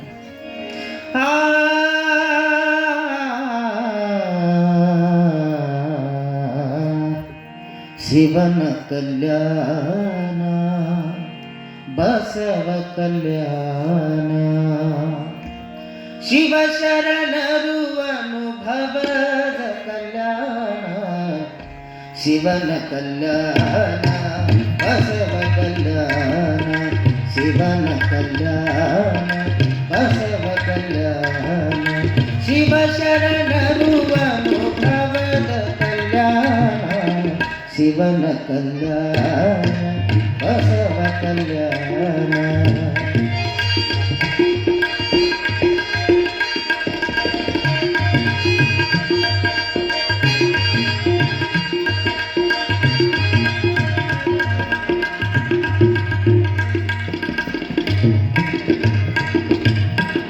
ಹರಭಕ್ತ ಹರಳಯ್ಯ ಮಾದರ ಚೆನ್ನಯ್ಯ, ಹರಭಕ್ತ ಹರಳಯ್ಯ ಮಾದರ ಚೆನ್ನಯ್ಯ, ಅಂಬಿಗರ ಚೌಡಯ್ಯ ಮೆರೆದ ಕಲ್ಯಾಣ, ಅಂಬಿಗರ ಚೌಡಯ್ಯ ಮೆರೆದ ಕಲ್ಯಾಣ, ಉರುತಡಿ ಮಹಾದೇವಿ ಮಡಿವಾಳ ಮಾಚಯ್ಯ,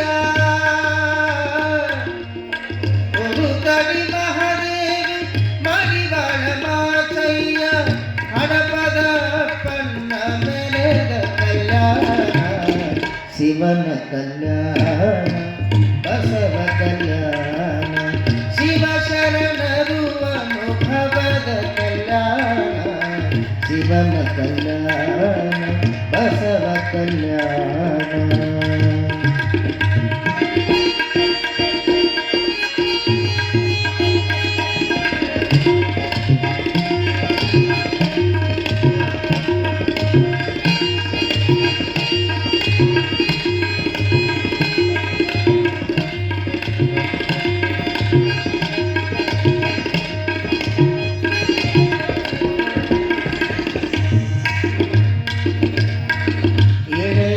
ಬೊಮ್ಮಯ್ಯ ಸೊಟ್ಟಳ ಬಾಚರಸ, ಶಿವನ ಕೈಯ ಮೆರೆದ ಕಲ್ಯಾಣ, ನೂಲಿಯ ಚಂದಯ್ಯ ಡೋಹರ ಕಕ್ಕಯ್ಯ, ಮೇದಾರ ಕೇತಯ್ಯ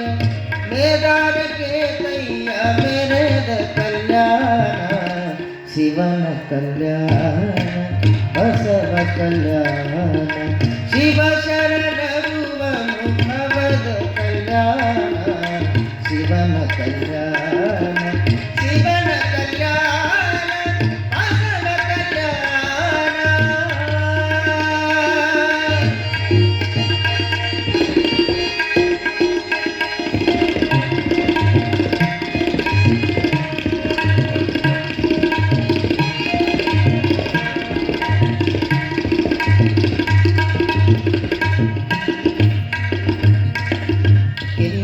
ಬೊಮ್ಮಯ್ಯ ಕಲಿಕೇತ ಬೊಮ್ಮಯ್ಯ ಕಿನ್ನರಿ ಬೊಮ್ಮಯ್ಯ ಕಲಿಕೇತ ಬೊಮ್ಮಯ್ಯ ಯೋಗಾನ ಮಾದಯ್ಯ ಮೆರೆದ ಕಲ್ಯಾಣ ಗಂಗಮ್ಮ ನೀಲಮ್ಮ ಮುಕ್ತಾಯಿಯಕ್ಕಮ್ಮ ಗಂಗಮ್ಮ ನೀಲಮ್ಮ ಮುಕ್ತಾಯಿಯಕ್ಕಮ್ಮ ಆಯ್ದಕ್ಕಿಲಕ್ಕಮ್ಮ ಮೆರೆದ ಕಲ್ಯಾಣ ಶಿವನ ಕಲ್ಯಾಣ ಬಸವ ಕಲ್ಯಾಣ ಶಿವನ ಕಲ್ಯಾಣ ಬಸವ ಕಲ್ಯಾಣ.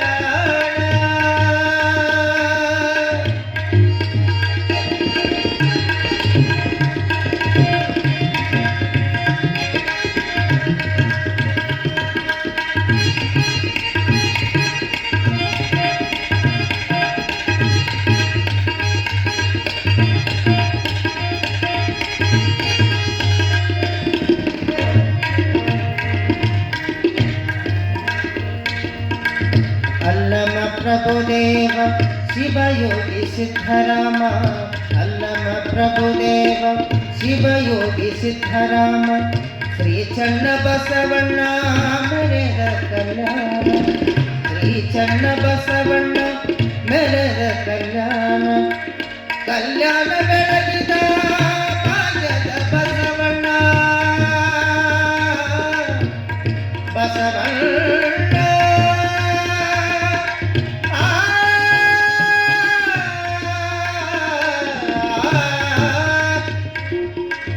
ಕಲ್ಯಾಣ ಬೆಳಗಿದ ಭಾಗ್ಯದ ಬಸವಣ್ಣ ಶರಣರ ಶಿವಕ್ಷೇತ್ರ ಶರಣರ ಶಿವಕ್ಷೇತ್ರ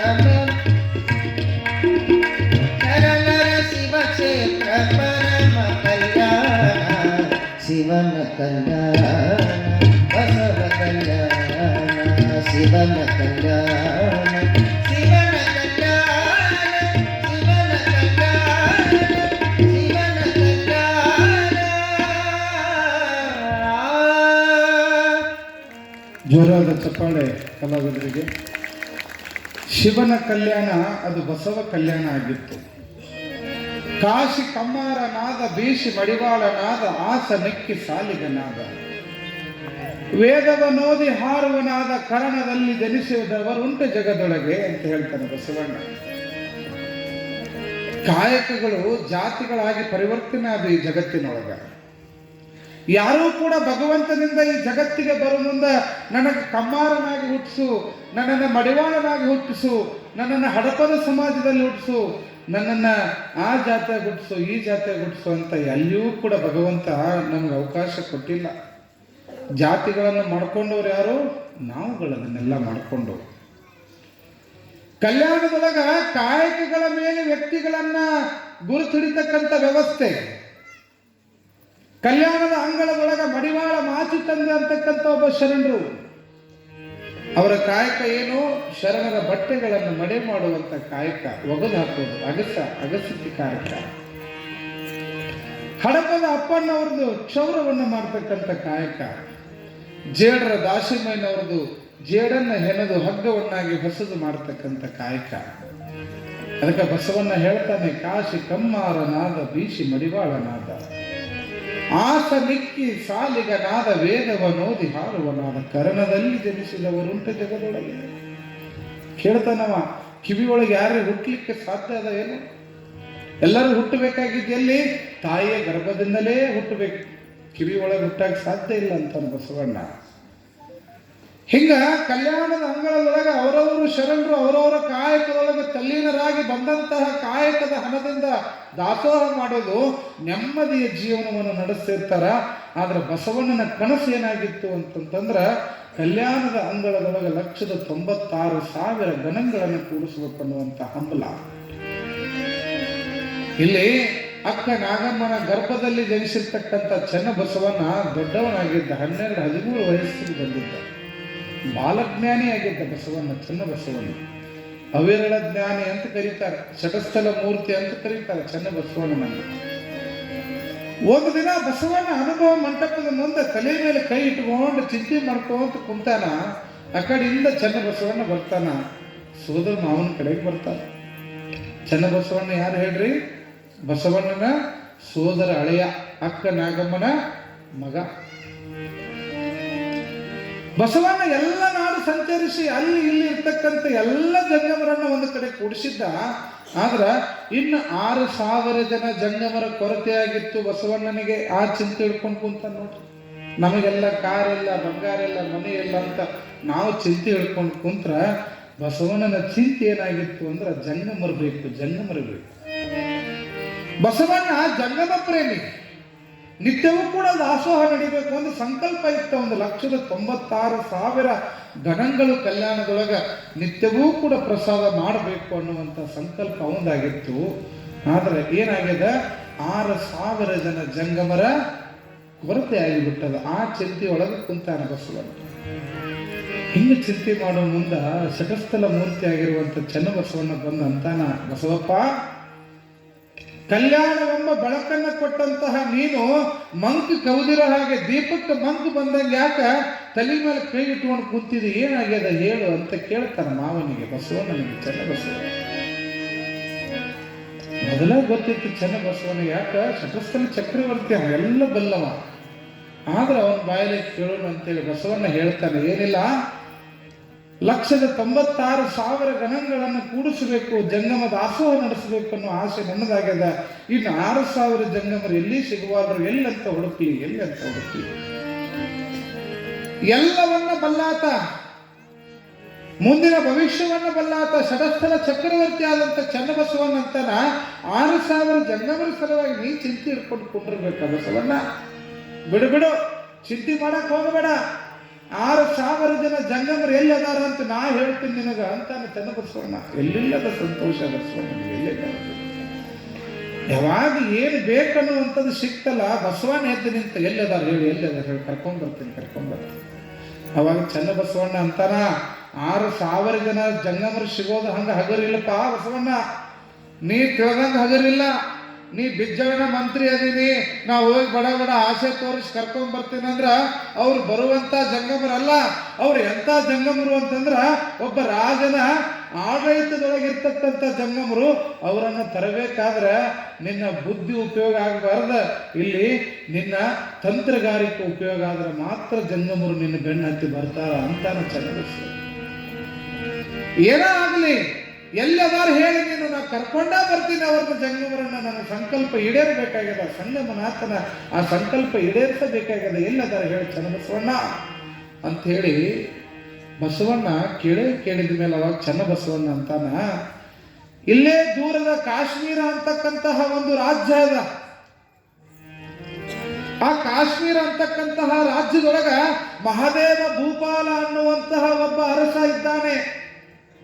ಹೆಂಗ ನೀನು ಜಂಗಮ ಪ್ರೇಮಿ ಅದೆಯಲ್ಲ, ನಿತ್ಯ ಜಂಗಮರ ದಾಸೋಹ ಮಾಡಿಸ್ತಿಯಲ್ಲ, ಅದೇ ರೀತಿಯಾಗಿ ಕಾಶ್ಮೀರದಲ್ಲಿರ್ತಕ್ಕಂಥ ಮಹಾದೇವ ಭೂಪಾಲ ಅನ್ನುವಂಥ ಅರಸನೂ ಕೂಡ ನಿತ್ಯ ಜಂಗಮ ದಾಸೋಹ ಮಾಡಿಸ್ತಕ್ಕಂಥವನು. ಅವನ ಆಡಳಿತದೊಳಗ, ಅವನ ರಾಜ್ಯದೊಳಗ 6,000 ಜನ ಜಂಗಮರದಾರಪ್ಪ ಬಸವಣ್ಣ, ಹೋಗಿ ಕರ್ಕೊಂಡು ಬಾ ಅವ್ರನ್ನ.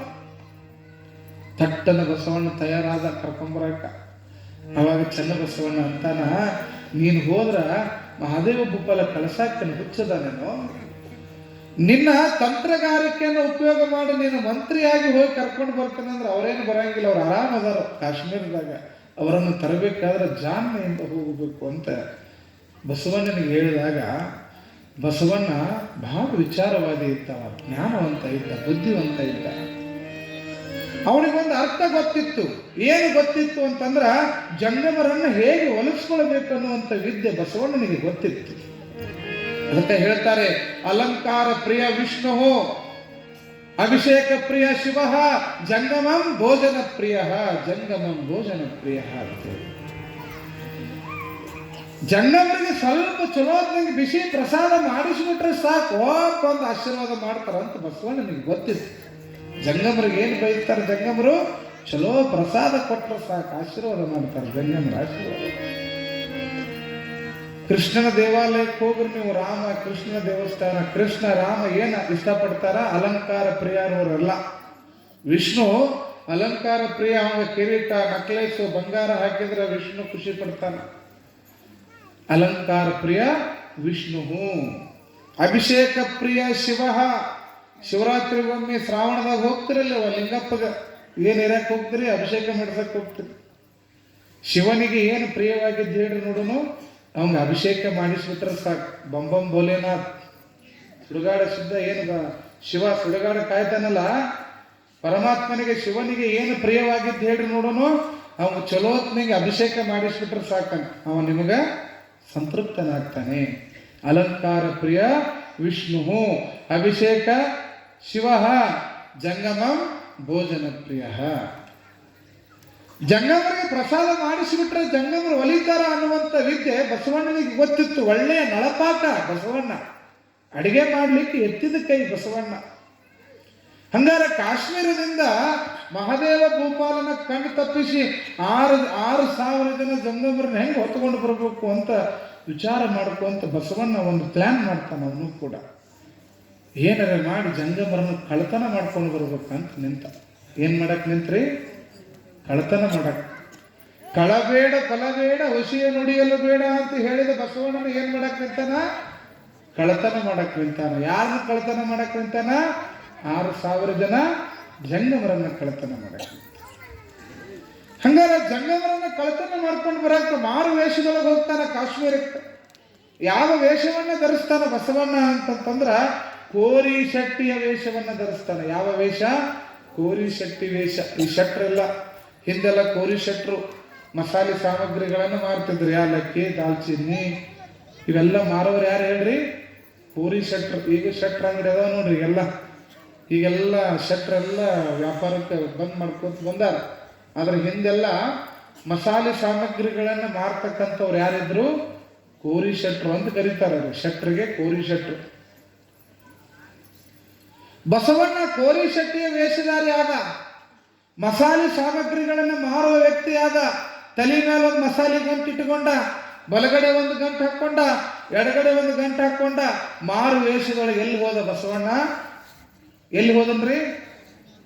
ಅಗಡಿಗೆ ಹೋದನ್ರಿ? ಇಲ್ಲೇ ಅದ್ರಿ ಇಲ್ಲ, ಕಾಶ್ಮೀರಕ್ಕೆ ಹೋದ. ಎಲ್ಲಿ ಕಲ್ಯಾಣ, ಎಲ್ಲಿ ಕಾಶ್ಮೀರ.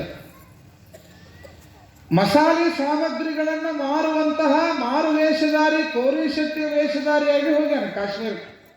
ಜಂಗಮರನ್ನ ಕದ್ಕೊಂಡು ಬರ್ಬೇಕು, ಕಳ್ತನ ಮಾಡಬೇಕಂತೆ.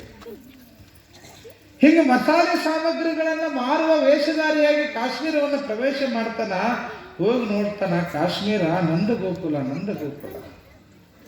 ಅಲ್ಲೆಲ್ಲ ಜಂಗಮರನ್ನು ನೋಡ್ತಾನ. ಜಂಗಮರೆಲ್ಲ ಮಹಾದೇವ ಭೂಪಾಲನ ಅರಮನೆಗೆ ಹೋಗೋದು, ನಿತ್ಯ ದಾಸೋಹ ಮಾಡೋದು, ಆನಂದ ಭರಿತವಾಗಿ ಜಂಗಮರೆಲ್ಲ ಕಾಶ್ಮೀರ ತುಂಬ ಓಡಾಡೋದು ನೋಡಿ ಖುಷಿ ಆಗ್ತಂಗ, ಸಂತೋಷ ಆಗ. ಯಾವುದನ್ನ ಬಯಸಿದ್ದ ಅದು ಕಣ್ಣ ಮುಂದೆ ಸಿಗಾನ ಎಲ್ಲಿಂದ ಸಂತೋಷ ಆಯ್ತು. ಒಂದು ದಿನ ಅರಮನೆಯ ಹೊರಗೆ ಕೈಕೋತ್ ಕುಂತಿದ್ದ 6,000 ಜನ ಜಂಗಮರು ಪ್ರಸಾದ ಮುಗಿಸಿ ಬಂದ ಮೇಲೆ ಬಸವಣ್ಣ ಎಲ್ಲ ಜಂಗಮರಿಗೆ ನಮಸ್ಕಾರ ಮಾಡ್ತಾನೆ. ಶರಣು ಶರಣಾರ್ಥಿ, ನಮಸ್ಕಾರ ನಮಸ್ಕಾರ. ಹೇಳಪ್ಪ ಏನಂತ? ಏನಿಲ್ರಿ, ನಾನು ಇಲ್ಲಿ ವ್ಯಾಪಾರಕ್ಕಂತ ಬಂದೀನಿ, ನಾನು ಜಂಗಮ ಪ್ರೇಮಿ ಅದೀನಿ. ಒಂದು ದಿನ ನಮ್ಮ ಮನೆಗೆ ನೀವು 6,000 ಜನ ನೀವೆಲ್ಲ ಜಂಗಮರು ನಮ್ಮ ಮನೆಗೆ ಊಟಕ್ಕೆ ಬರ್ಬೇಕ್ರಿ ಅಂತ ಭಿನ್ನವನ್ನ ಮಾಡ್ಕೊತಾನೆ. ಯಾರು? ಬಸವಣ್ಣ. ಅವಾಗ ಅಂತಾರವ್ರು, ಹುಚ್ಚ, ರಾಜ ಆಡಳಿತದಲ್ಲಿರ್ತಕ್ಕಂಥ ರಾಜನ ಮನೆಯಾಗ ಭೋಜನ ಬಿಟ್ಟು ನಿನ್ನ ಮನೆಯಾಗ ಏನು ಮಾಡಿ ಹಾಕಂಗಿದ್ದೀನಿ ನಮಗೆ, ನಾವೇನು ಬರಂಗಿಲ್ಲ ಅಂದ್ರಿ ಇವರು. ಯಾಕೆ ದಿನ ಉಂಡು ಬರೋಬ್ಬರಿ ತಯಾರಾಗಿದ್ರಿ ಇವರು. ರಾಜನ ಮನೆಯಾಗ ಬಿಸಿ ಬಿಸಿ ಚಲೋ ಚಲೋ ತಿಂದಾರ, ಚಲೋ ಚಲೋ ಬಿದ್ದೈತಿ. ನಿನ್ನ ಮನೆಗೆ ಹೆಂಗೆ ಬರೋಣೋ, ಇಲ್ಲಿಂದ ಬಿಟ್ಟು ರಾಜನ ಭಕ್ಷ್ಯ ಭೋಜನವನ್ನು ಬಿಟ್ಟು ನಿಮ್ಮ ಮನೆಗೆ ಯಾಕೆ ಬರೋ, ನಾವು ಬರಂಗಿಲ್ಲ ಅಂದ್ರು. ಆದರೂ ಬಸವಣ್ಣ ವಿನಂತಿ ಮಾಡ್ದ, ಅರಮನೆಗಿಂತಲೂ ರುಚಿಕಟ್ಟಾದ ಪ್ರಸಾದವನ್ನು ನಾನು ನಿಮಗೆ ಮಾಡಿ ಹಾಕ್ತೀನಿ, ನಮ್ಮ ಮನೆಗೆ ಬರ್ಬೇಕ್ರಪ್ಪ, ನಮ್ಮ ಮನೆಗೆ ಬರಬೇಕು ಅಂದ. ಅವರು ದಿನ ಅರಮನೆ ತಿಂದು ತಿಂದು ತಿಂದು ಅವರಿಗೆ ಬಾಯಿ ಕಟ್ಟಿತ್ತು. ನೋಡೋಣ ಒಂದಿಷ್ಟು ಬಾಯಿ ಚಪಲ ಚೇಂಜ್ ಮಾಡೋಣ, ಬದಲಾವಣೆ ಮಾಡೋಣ ಅಂತ ಆತು. ನಾಳೆ ನಿಮ್ಮ ಮನೆಗೆ ಬರ್ತೀವಿ ಅಂದಾಗ ಬಿಟ್ರು 6,000 ಜನ. ಯಾವಾಗ ಎಲ್ಲ ಜನರು ಬರ್ಲಿಕ್ಕೆ ಒಪ್ಪಿಕೊಂಡ್ರು, ಬಸವಣ್ಣ ರುಚಿ ರುಚಿಯಾದ ಪ್ರಸಾದವನ್ನು, ಎಲ್ಲ ಥರದ ಪ್ರಸಾದವನ್ನು ತಯಾರು ಮಾಡಿದ. ಅವ್ರಿಗೆ ಏನು ಇಷ್ಟ ಅಂತ ತಿಳ್ಕೊಂಡು ಎಲ್ಲ ಪ್ರಸಾದ ಮಾಡಿದ. ಎಲ್ಲರೂ ಬಂದ ಬಸವಣ್ಣ ಮಾಡಿದ ಅಡಿಗೆಯನ್ನು ಉಂಡ ಮ್ಯಾಗ ವಾವ್ ವಾ ವಾವ್ ವಾ, ಎಂಥ ಪ್ರಸಾದ, ಎಂಥ ಪ್ರಸಾದ, ರಾಜನ ಮನೆಯಾಗೂ ನಾವು ತಿಂದಿಲ್ಲ ಅಂತ ಪ್ರಸಾದ ಮಾಡಿ. ಒಂದ ದಿನಕ್ಕಂದು ಪ್ರಸಾದಕ್ಕೆ ಕರೆದ ಬಸವಣ್ಣನಿಗೆ 6,000 ಜನ ಜಂಗಮರಂತಾರ. ನೋಡಪ್ಪ, ಇಷ್ಟು ರುಚಿಕಟ್ಟಾಗಿದ್ದು ನಮಗೆ ಅರಮನೆಗೂ ಸಿಕ್ಕಿಲ್ಲ, ನಮಗೆ ಈ ಒಂದು ದಿನ ನಡೆಯಂಗಿಲ್ಲ, ನಾವು ದಿನಾನು ನಿನ್ನ ಮನೆಗೆ ಊಟಕ್ಕೆ ಬರೋತ್ತೀವ ಅಂತ ಅಂದ್ಬಿಟ್ರು. ದಿನಾನು ಬರ್ತೀವಿ ನಿಮ್ಮ ಮನೆಗೆ. ಅವಾಗ ಅಲ್ರಿಪ್ಪ, ಮಹಾತ್ಮರ ದಿನ ನಮ್ಮ ಮನೆಗೆ ಪ್ರಸಾದಕ್ಕೆ ಬರ್ತೀರಂದ್ರೆ ಇದಕ್ಕಿಂತ ಪುಣ್ಯ ಮತ್ತೇನು ಅದ ನನಗೆ, ಬರ್ರಿ ನಾ ದಿನ ಮಾಡಿ ಹಾಕ್ತೀನಿ ಅಂದ. ಅವನಿಗೂ ಬೇಕಾಗಿದ್ದದ. ರೋಗಿ ಬಯಸಿದ್ದು ಹಾಲು ಹಣ್ಣು, ವೈದ್ಯ ಹೇಳಿದ್ದು ಗೊತ್ತೈತೇನ್ರಿ ನಿಮ್ಗೆ? ಶಾನೆ ಇದೀರಿ ನೀವು, ನಿಮಗೇನು ಹೆಚ್ಚಿಗೆ ಹೇಳೋದಿಲ್ಲ. ಬಸವಣ್ಣನಿಗೂ ಅದ ಬೇಕಾಗಿತ್ತು, ಅವರು ಅದನ್ನ ಬಯಸಿದ್ರು. ಅದ ಹಂಗ ನಡೀಲ್ಲ ಅಂದ. ಅವ ಬರೋಬ್ಬರಿ ತುಂಬಿಕೊಂಡೇ ಬಂದಿದ್ದ. 3 ಗಂಟೆ ಮಾಡಿ ಹಾಕ್ತೀನಿ ಬರ್ರಿ, ತಿನ್ನಿರ್ತೀರಿ ಅಂದ ಅವನು. 1 ದಿನ ಅವತ್ತು, 2 ದಿನ ಅವತ್ತು, 15 ದಿನ, ತಿಂಗಳು, 2 ತಿಂಗಳು ಉಣಿಸೋದು. ದಿನ ವೆರೈಟಿ ಮಾಡಿ ಹಾಕತ್ತ. ಹೌದು ಅನ್ನಕತ್ತರು. ಸ್ವಾಮಿಗಳೆಲ್ಲ 5-10 ಕೆಜಿ ಜಾಸ್ತಿನೇ ಆಗಿಬಿಟ್ರು ಬಸವಣ್ಣನ ಮನ್ಯಾಗ. ಈಗ ನಮ್ದು ನೀರಿಗೆ ಬಂದ್ಮೇಲೆ 3 ಕೆಜಿ ಜಾಸ್ತಿ ಆಗಿ ನಾವು ಭಕ್ತರು ನಿಮ್ಮ ಮನ್ಯಾಗ ಉಂಡು 3 ಕೆಜಿ ಜಾಸ್ತಿ ಆಗಿವೇನ್ರಿ ಇವಾಗ. ಹಂಗ ಬಸವಣ್ಣನಿಗೆ ಬಂದಂತ ಜಂಗಮರು ಸಂತೋಷ ಪಟ್ರು, ಖುಷಿ ಪಡಿಸಿದ. ದಿನ ಉಣ್ಣಾಕತ್ರು, ಆನಂದ ಭರಿತ ಆತು. ಒಂದು ದಿನ ಬಸವಣ್ಣ ಏನು ಮಾಡಿದ, ಕೊನೆಗೆ ಸಾಷ್ಟಾಂಗ ನಮಸ್ಕಾರ ಹಾಕಿ ಬುದ್ಧಿ, ಇವತ್ತ ಲಾಸ್ಟ್ ಪ್ರಸಾದರಪ್ಪ, ನಾಳೆ ನಾನು ವ್ಯಾಪಾರಕ್ಕಂತ ಬಂದಿದ್ದೆ, ನಾ ತಂದಂತ ಎಲ್ಲ ಸಾಮಗ್ರಿಗಳು ಮುಗಿದು ನಾ ಮತ್ತೆ ನಮ್ಮ ಊರಿಗೆ ನಾ ವಾಪಸ್ ಹೊಂಟೀನಿ, ಇಲ್ಲಿಗೆ ನನ್ನ ಸೇವಾ ಮುಗಿತ್ರಿ ಅಂತ ನಮಸ್ಕಾರ ಮಾಡಿದ. ಅವಾಗ ಬಂತು ನೋಡ್ರಿ ದಾಳಿ. ಅಂದ್ರವ್ರು, ಅದೇಂಗೆ ಹೋಗ್ತೆ, ನಿನ್ನ ಬಿಡಂಗಿಲ್ಲ, ರಾಜಂಗ ಹೇಳಿ ನೀನು ಇಲ್ಲೇ ಕಟ್ಟಿ ಹಾಕಿಸ್ತೀವ ಅಂದ್ರ ಅವ್ರು. ಅಲ್ರಿಪ್ಪ, ನಾ ವ್ಯಾಪಾರಕ್ಕೆ ಬಂದವ, ನಾ ತಂದಂತ ವ್ಯಾಪಾರ ಸಾಮಗ್ರಿಗಳೆಲ್ಲ ಮಾರಾಟ ಅದು. ಇನ್ನು ಮತ್ತೆ ನಾ ನಮ್ಮ ಹೆಂಡತಿ ಮಕ್ಕಳು ಸಂಬಂಧಿಕರ ಕಡೆ ಹೋಗ್ಬೇಕು, ನಾ ಅಲ್ಲಿರ್ಬೇಕು, ಇಲ್ಲೇ ಇದ್ದು ನಾ ಏನು ಮಾಡ್ಲಿ, ನಾ ಹೋಗವನ ನಾಳೆ, ಇವತ್ತ ಕೊನೆ ಪ್ರಸಾದ ಅಂದ ನಮಸ್ಕಾರ ಮಾಡಿದ. ಅವಾಗ ಚಿಂತೆ ಚಾಲುವಾಗಿ ಎಲ್ಲ ಜಂಗಮ್ ಬಂದ್ರು. ಅಲ್ಲೋ ಇಟ್ಟು ರುಚಿಕಟ್ಟಾಗಿ ಪ್ರಸಾದ ಹಾಕಿದಿ, ನಮಗ್ ದಿನಾ ರುಚಿ ಹತ್ತಿತ್ತು, ಈ ಊಟ ಬಿಡಾಕ್ ನಮಗ್ ಮನಸ್ಸಿಲ್ಲ, ನೀ ಇಲ್ಲೇ ಉಳಿ, ನಾ ರಾಜಾಗ ಹೇಳಿ ನಿನಗೆಲ್ಲ ಇಲ್ಲೇ ಕೊಡಿಸ್ತೇವೆ ಅಂದಾಗ ಅವಾಗ ಬಸವಣ್ಣ ಅಂತಾನ, ನೋಡ್ರಿಪ್ಪ, ನಾ ಅಂತರೂ ನಮ್ಮೂರು ಬಿಟ್ಟು ಇಲ್ಲಿ ಇರಾಕ್ ಆಗಂಗಿಲ್ಲ, ಬೇಕಂದ್ರೆ ಒಂದು ಅವಕಾಶ ಅದ, ನೀವೆಲ್ಲ ನನ್ನ ಬೆನ್ನು ಹತ್ತಿ ನಮ್ಮ ಊರಿಗೆ ಬಂದ್ರೆ ನಿಮಗೆ ದಿನಾ ಇಂಥದ ಪ್ರಸಾದ ಮಾಡಿ ಹಾಕ್ತೇನೆ ಅಂದ ಬಸವಣ್ಣ. ಏನಂದ, ನನ್ನ ಬೆನ್ನು ಹತ್ತಿ ನೀವು ಬಂದ್ರೆ ದಿನ ಪ್ರಸಾದ ಮಾಡಿ ಹಾಕ್ತೇವೆ. ಮೊದಲ ಪ್ರಸಾದ ಸಿಗತೈತಂದ್ರೆ ಅಪ್ಪಗಳು ಯಾಕೆ ಬಿಡ್ತಾರೆ, ನಡಿ ನೀ ಮಾಡಿ ಹಾಕ್ತಂದ್ರೆ ಬಂದಿವೆ ನಿನ್ನ ಬೆನ್ನ ಅಂದ್ಬಿಟ್ರು ಅವರು. ಬಸವಣ್ಣ 6,000 ಜನ ಜಂಗಮರನ್ನ ಹೆಂಗೆ ಕರ್ಕೊಂಡು ಬಂದ ಅಂತ ಹೇಳ್ತಾರ ಅಂತಂದ್ರ, ಯಾವ 3 ಗಂಟೆ ಹೊತ್ಕೊಂಡು ಹೋಗಿದ್ನಲ್ಲ, ಮ್ಯಾಲಿನ ಗಂಟನ್ಯಾಗ 2,000 ಜನ, ಈ ಗಂಟನ್ಯಾಗ 2,000 ಜನ, ಈ ಗಂಟನ್ಯಾಗ 2,000 ಜನ ಜಂಗಮರನ್ನ ಹೊತ್ಕೊಂಡು ಬಸವಣ್ಣ ಎಲ್ಲಿ ಹೋದ್ನಂತ, ಕಲ್ಯಾಣಕ್ಕೆ ಹೋದ್ನಂತ. ಇಲ್ಲಿ ಮಹಾದೇವ ಭೂಪಾಲ ಹುಡುಕಾಕತ್ತ ಯಾರನ್ನ, ಜಂಗಮರು. ಎಲ್ಲಿ ಹೋದ್ರಪ್ಪ ನಮ್ಮ ಜಂಗಮರ ಅಂದೇವ. ದಿನಾನು ಕೂಡ ಜಂಗಮರು ಕಾಣ್ತಾ ಇದ್ರು, ಎಲ್ಲಿ ಕಾಣವಲ್ರಲ್ಲ ಅಂತ ರಾಜ್ಯವನ್ನೆಲ್ಲ ಹುಡುಕ್ತಾರ, ಒಬ್ಬ ಜಂಗಮರು ಕೂಡ ಸಿಗಲಿಲ್ಲ. ಮಹಾದೇವ ಭೂಪಾಲನಿಗೆ ಚಿಂತೆ ಪ್ರಾರಂಭ ಆಯ್ತು, ಎಲ್ಲಿ ಹೋದ್ರು ನಮ್ಮ ಜಂಗಮರು, ಎಲ್ಲಿ ಹೋದ್ರು? ಈ ಚಿಂತೆ ಒಳಗೆ ಕುಂತಾಗ ಮಹಾದೇವ ಭೂಪಾಲಗೆ ಒಬ್ಬ ತಂಗಿ ಇದ್ಲು, ಬೋಪ್ತಾದೇವಿ ಅಂತಕ್ಕಂಥ ಒಬ್ಬ ತಂಗಿ ಸಹೋದರಿ ಇದ್ಲು. ಬಹಳ ವಿದ್ಯಾವಂತೆ, ಶರಣ ಸಂಕುಲೆಯನ್ನ ಬಲ್ಲವಳಾಗಿದ್ಲು, ಜ್ಞಾನವಂತಿ ಆಗಿದ್ಲು, ಅನುಷ್ಠಾನ ಮಾಡ್ತಕ್ಕಂತಹ ಒಬ್ಬ ಸುರದ್ರೂಪಿ ಆಗಿರ್ತಕ್ಕಂಥ ಶರಣಿ ಯಾರಿದ್ರು ಅಂತಂದ್ರ ಬೋಪ್ತಾದೇವಿ ಅಂತ. ಇವೆಲ್ಲ ಹೆಸರು ನೋಡ್ರಿ ಎಷ್ಟು ಚಂದ. ಬೋಪ್ತಾದೇವಿ, ಮಹಾದೇವ ಭೂಪಾಲ, ಇವೆಲ್ಲ ಕೇಳಾಕ ದೊಡ್ಡ ಸೌಭಾಗ್ಯ. ಈಗಿನ ಹೆಸರು ಅದ, ಪಿಂಕಿ, ಡಿಂಕಿ, ಜುಂಕಿ, ಲಲ್ಲಿಬಾ, ಲುಲ್ಲಿಬಾ, ಏನೇನು ಹೆಸರದ ನಿಮಗ ಗೊತ್ತವ. ಬೋಪ್ತಾದೇವಿ ಅನ್ನುವಂತಹ ತಂಗಿ ಅಣ್ಣನ ಚಿಂತೆ ಹಿಡಿದಿದ್ದು ನೋಡಿ ಅಣ್ಣನ ಕಡೆ ಬಂದು ಹೇಳ್ತಾಳ, ಅಣ್ಣ ಯಾಕೆ ಚಿಂತೆ ಹಿಡ್ಕೊಂಡು ಕುಂತಿದ್ದೀವಿ? ಏನಿಲ್ಲವಾ, ನಮ್ಮ ರಾಜ್ಯದಲ್ಲಿ ಜಂಗಮರು ಎಲ್ಲಿ ಕಾಣುವಲ್ರಿ, ಎಲ್ಲಿ ಹೋಗ್ಯಾರ ಗೊತ್ತಾಗವಲ್ತು. ಅವಾಗ ಬೋಪ್ತಾದೇವಿ ವಿಚಾರ ಮಾಡ್ತಾಳೆ, ಅಣ್ಣ, ಈ ಜಗತ್ತಿನೊಳಗ ಬಂಗಾರ ಕದಿತಕ್ಕಂಥವ್ರು ಅದಾರ, ಈ ಜಗತ್ತಿನೊಳಗ ವಸ್ತ್ರ ವೈಡೂರ್ಯಗಳನ್ನ, ರತ್ನ ಖಚಿತವಾಗಿರ್ತಕ್ಕಂಥ ವಸ್ತುಗಳನ್ನ ಕದಿಯವರದಾರ, ಆಸ್ತಿ ಅಂತಸ್ತುಗಳನ್ನ ಕಳ್ಳತನ ಮಾಡೋರಿದ್ದಾರೆ. ಆದ್ರೆ ಈ ನಾಡಿನೊಳಗ ಜಂಗಮರನ್ನ ಕದಿತಕ್ಕಂಥ ಒಬ್ಬನೇ ಒಬ್ಬ, ಅದು ಕಲ್ಯಾಣದ ಬಸವಣ್ಣ ನೋಡೋದ ಅಂತಕ್ಕಂಥ ಮಾತನ್ನ ಬೋಪ್ತಾದೇವಿ ಮಹಾದೇವ ಭೂಪಾಲನಿಗೆ ಹೇಳ್ತಾರೆ. ಓಹೋ, ಬಸವಣ್ಣ ನನ್ನ ರಾಜ್ಯಕ್ಕೆ ಬಂದು ನನ್ನ ಜಂಗಮರನ್ನ ಕಳತನ ಮಾಡ್ಯಾನ, ನನಗಿದು ದೊಡ್ಡ ಅವಮಾನ ಅಂತ ತಿಳ್ಕೊಂಡು ಮಹಾದೇವ ಗೋಪಾಲ ವಿಚಾರ ಮಾಡಿ ಹಿಂಗಾಗೈತೇನೋ, ನನ್ನ ರಾಜ್ಯಕ್ಕೆ ಬಂದು ಬಸವಣ್ಣ ನನ್ನ ಜಂಗಮರನ್ನೇ ಕಳ್ಳತನ ಮಾಡ್ಕೊಂಡು ಹೋಗುವಷ್ಟು ಧೈರ್ಯ ಬಂತ ಅವಂಗ, ಹಂಗಾರ ಉಳಿಬಾರ್ದು ಈ ಭೂಮಿ ಮೇಲೆ ಅಂತ ತಿಳ್ಕೊಂಡು ತನ್ನ ರಾಜ್ಯದೊಳಗಿರ್ತಕ್ಕಂತಹ ಒಬ್ಬ ಕ್ರೂರಿ, ಒಬ್ಬ ಕಳ್ಳ, ಒಬ್ಬ ಮೋಸಗಾರ, ಕೊಲೆಗಡಕನಾಗಿರ್ತಕ್ಕಂಥವ್ನು ಯಾರಿದ್ದ ಅಂತಂದ್ರ ಚೂರಿ ಚಿಕ್ಕಣ್ಣ ಅಂತಿದ್ದ. ನಮ್ಮ ನಾಡಿನೊಳಗೆ ಇದ್ನಲ್ಲ, ಯಾರು ವೀರಪ್ಪಣ್ಣ ಇದ್ನಲ್ಲ, ನಮ್ಮ ನಾಡಿನೊಳಗೆ ಹೆಂಗ ಕಾಡುಗಳ ವೀರಪ್ಪಣ್ಣ ಇದ್ನಲ್ಲ, ಆಗಿನ ಕಾಲದಾಗೂ ಒಬ್ಬ ಕಳ್ಳಿದ್ದ. ಅವನ ಹೆಸರೇನು? ಚೂರಿ ಚಿಕ್ಕಣ್ಣ. ಹೆಸರೇ ಹೇಳೋದು ಚೂರಿ ಹಿಡ್ಕೊಂಡು ಅಡ್ಡಾಡ. ಮಹಾದೇವ ಗೋಪಾಲ ಚೂರಿ ಚಿಕ್ಕಣ್ಣನನ್ನ ಬರ ಹೇಳ್ತಾನ. ಚೂರಿ ಚಿಕ್ಕಣ್ಣ ಓಡೋಡಿ ಬರ್ತಾನ ಮಹಾರಾಜರ ಕಡೆಗೆ. ಮಹಾರಾಜರು ಏನಂತ ಹೇಳ್ರಿ, ಚಿಕ್ಕಣ್ಣ ನೀ ಏನು ಮಾಡ್ತೀವಿ ಗೊತ್ತಿಲ್ಲ, ನನ್ನ ರಾಜ್ಯದಲ್ಲಿರ್ತಕ್ಕಂಥ 6,000 ಜನ ಜಂಗಮರನ್ನ ಕದ್ಕೊಂಡು ಹೋದಂತಹ ಆ ಕಲ್ಯಾಣದ ಬಸವಣ್ಣನನ್ನ ನೀನೇನಾದ್ರೂ ಕೊಂದಿ ಅಂತಂದ್ರ ನನ್ನ ಅರ್ಧ ರಾಜ್ಯವನ್ನೇ ನಾನು ನಿನಗೆ ಕೊಡ್ತೇನೆ ಅಂತ ಹೇಳಿದ. ಏನು ಕೊಡ್ತೀನಿ? ಅರ್ಧ ರಾಜ್ಯನ ಕೊಡ್ತೀನಿ, ಬಸವಣ್ಣನ ಉಳಿಸ್ಬೇಡ ಹೋಗು ಅಂತಂದ. ಕೊಲೆ ಮಾಡೋಂಗ ಕೊಲೆ ಮಾಡಿದ್ರೆ ನಿನಗೆ ಅರ್ಧ ರಾಜ್ಯ ಕೊಡ್ತೇನೆ ಅಂದ್ರೆ ಬಿಡ್ತಾನ? ತಯಾರಾದವ. ಬಸವಣ್ಣನ ಕೊಂದ ಬರ್ತೀನಿ ನಾನು ರಾಜ. ಯಾವಾಗ ಚೂರಿ ಚಿಕ್ಕಣ್ಣನಿಗೆ ಕೊಲೆ ಮಾಡುವಂತ ಸುಪಾರಿಯನ್ನು ಕೊಟ್ಟಂತದ್ದನ್ನ ಮರೆಯಲ್ಲಿ ನಿಂತು ಮಹಾದೇವ ಗೋಪಾಲನ ತಂಗಿ ಬೊಂತಾದೇವಿ ಕೇಳಿಸ್ಕೊಳ್ತಾಳ, ಮನಸ್ಸಿಗೆ ನೋವು ಪಡ್ತಾಳ. ಎಂತಹ ಗಾತ!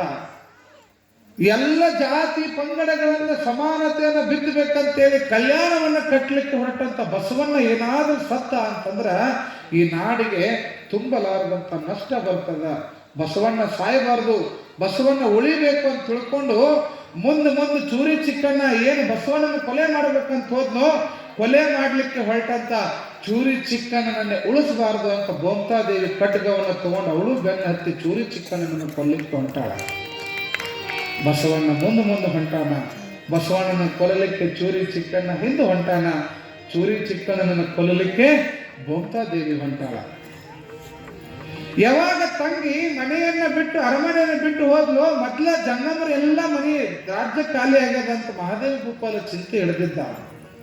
ತಂಗಿ ಮೇಲೆ ಬಹಳ ಪ್ರೀತಿ ಇದ್ದ ಮಹಾದೇವ ಗೋಪಾಲ ಅರಸ. ಒಬ್ಬಳೇ ಒಬ್ಳು ತಂಗಿ.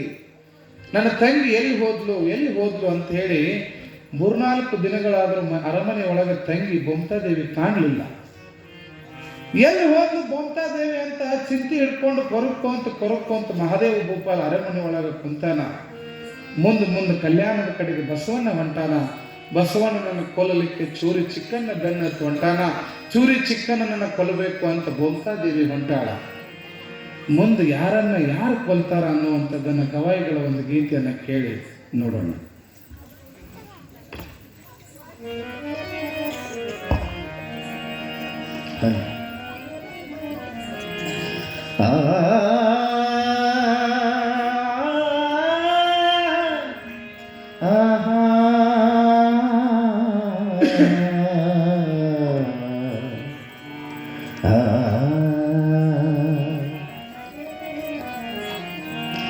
ತಾಯಿ ಹಡೆದೋಗ ನೆನೆಸೈತಿ ಜೀವ,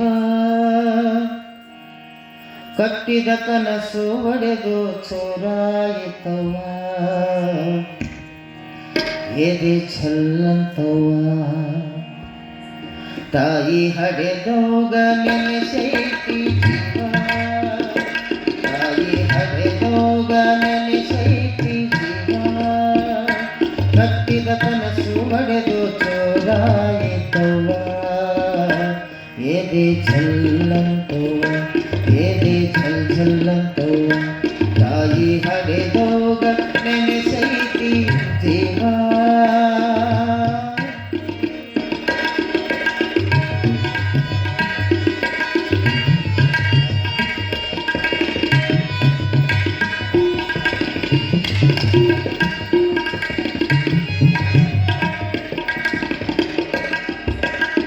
ಹಾಲು ತುಪ್ಪದ ತವರವ್ವ, ಗಂಜಿಗೆ ಗತಿ ಇಲ್ಲವ್ವ, ಇಲ್ಲವ್ವ,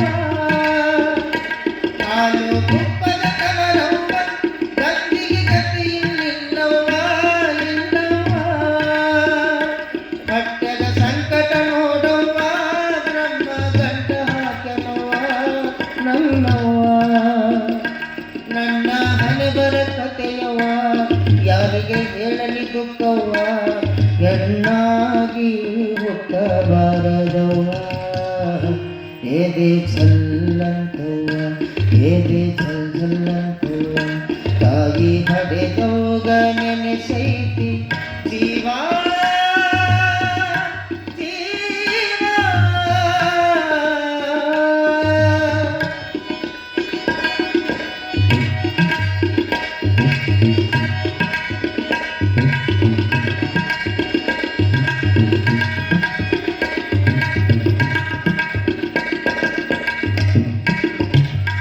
ಗಂಡ ಕುಡಿದು ಬರುತ್ತಾನ ಹಣ್ಣೆ ಬಾಂಡೆ ಬಡಿತಾನ ಗಂಡ ಕುಡಿದು ಬರುತ್ತಾನ ಹಣ್ಣೆ ಬಾಂಡೆ ಬಡಿತಾನ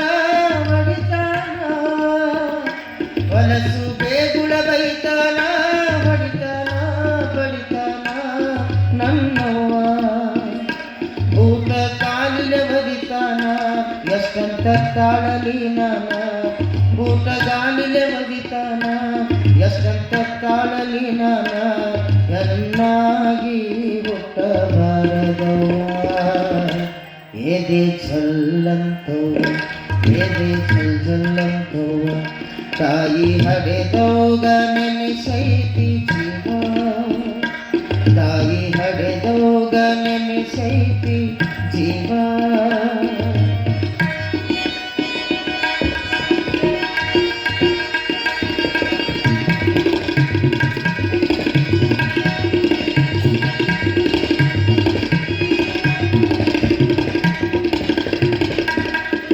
ಬಲಮನಿಯಲ್ಲ ಮಾರಾನ ತವರಿನ ಬಂಗಾರ ಬೇಡ್ತಾನ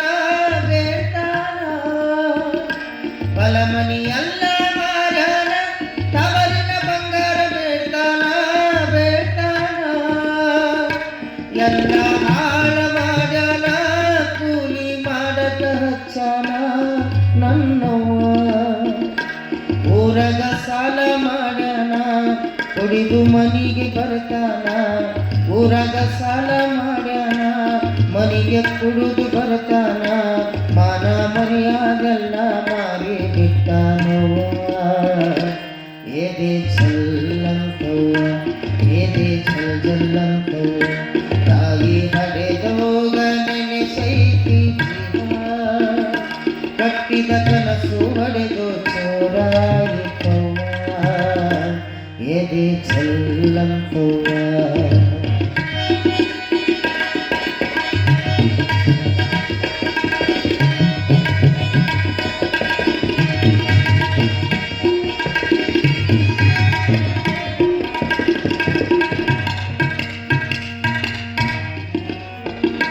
ಚಿನ್ನದಂತ ಮಗ ಹುಟ್ಟಾನ ಅಪ್ಪನ ಹೆಸರ ಇಟ್ಟೇನ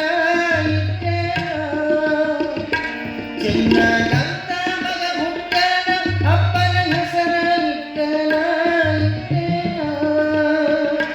ಮಗನ ನೋಡಲು ಬಾರವ್ವ ನನ್ನವ್ವ ಹಡೆದವ್ವ ನಮ್ಮವ್ವ ಹರಕೆ ಹೊತ್ತು ಹೆತ್ತೆನವ್ವ ರೊಕ್ಕ ರೂಪಾಯಿ ಬ್ಯಾಡವ್ವ ನಿನ್ನ ಮುಖ ಒಮ್ಮೆ ಬಂದು ತೋರವ್ವ ಎದೆ ಛಲ್ಲಂತವ್ವ ತಾಯಿ ಹಡೆದೋಗ ನೆನೆಸೈತಿ ಜೀವ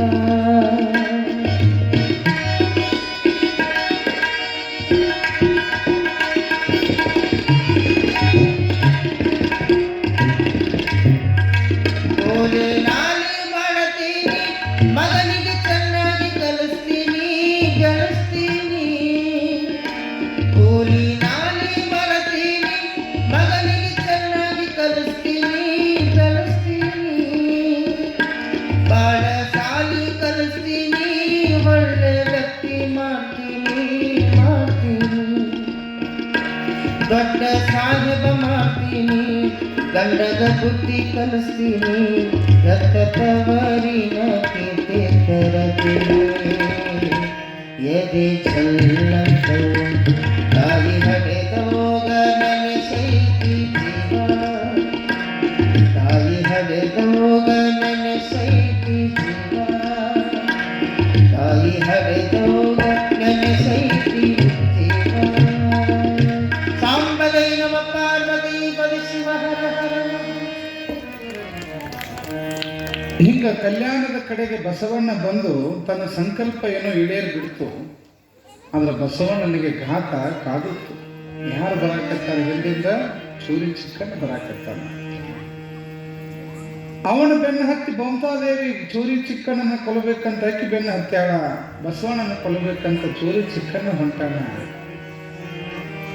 ಯಾವಾಗ ಕಲ್ಯಾಣವನ್ನ ಪ್ರವೇಶ ಮಾಡಿ ಬಸವಣ್ಣನನ್ನ ಕೊಲ್ಲಬೇಕಂತ ಚೂರಿ ಚಿಕ್ಕಣ್ಣ ಹೊಂಟಾನೋ, ಆದ್ರ ಅಲ್ಲೊಂದು ನಿಯಮ ಇತ್ತು ಕಲ್ಯಾಣದೊಳಗ.